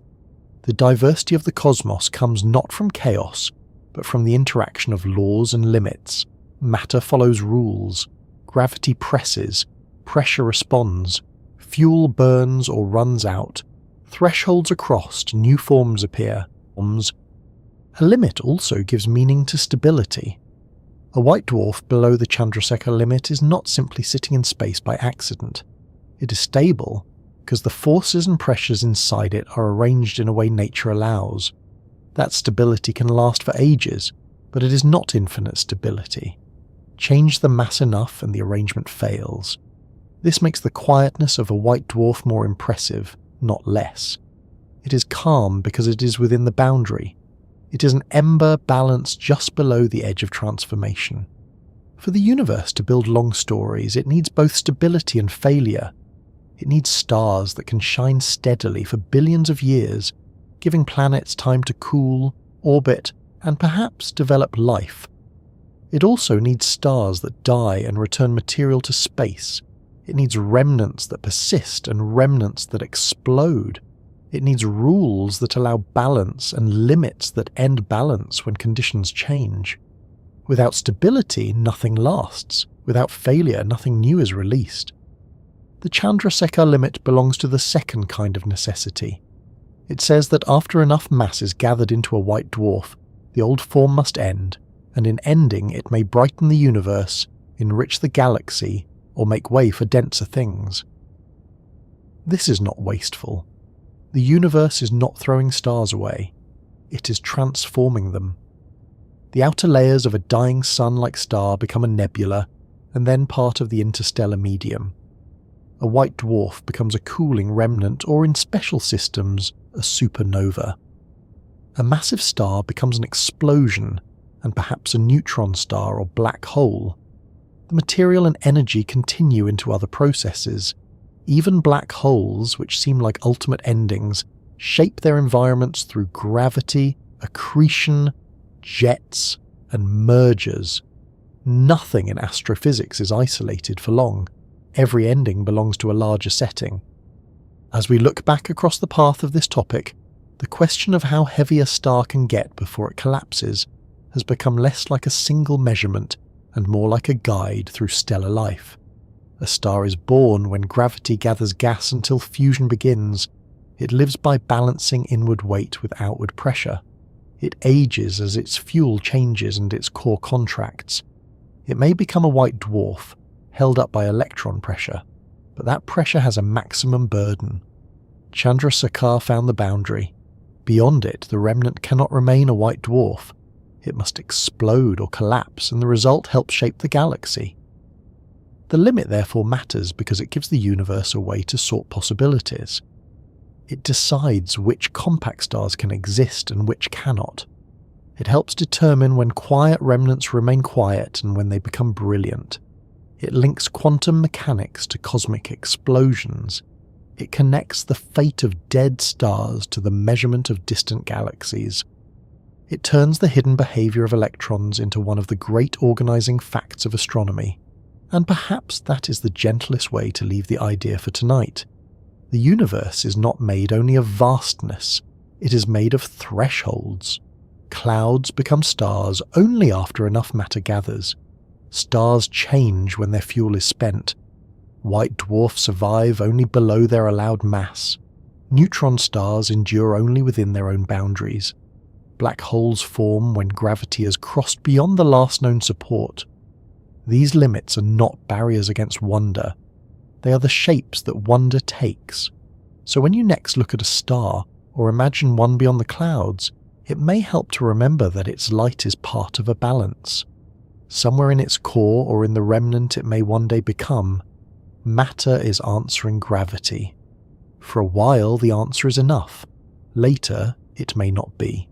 And from that change can come nebulae, supernovae, neutron stars, black holes, and the enriched clouds from which future worlds are made.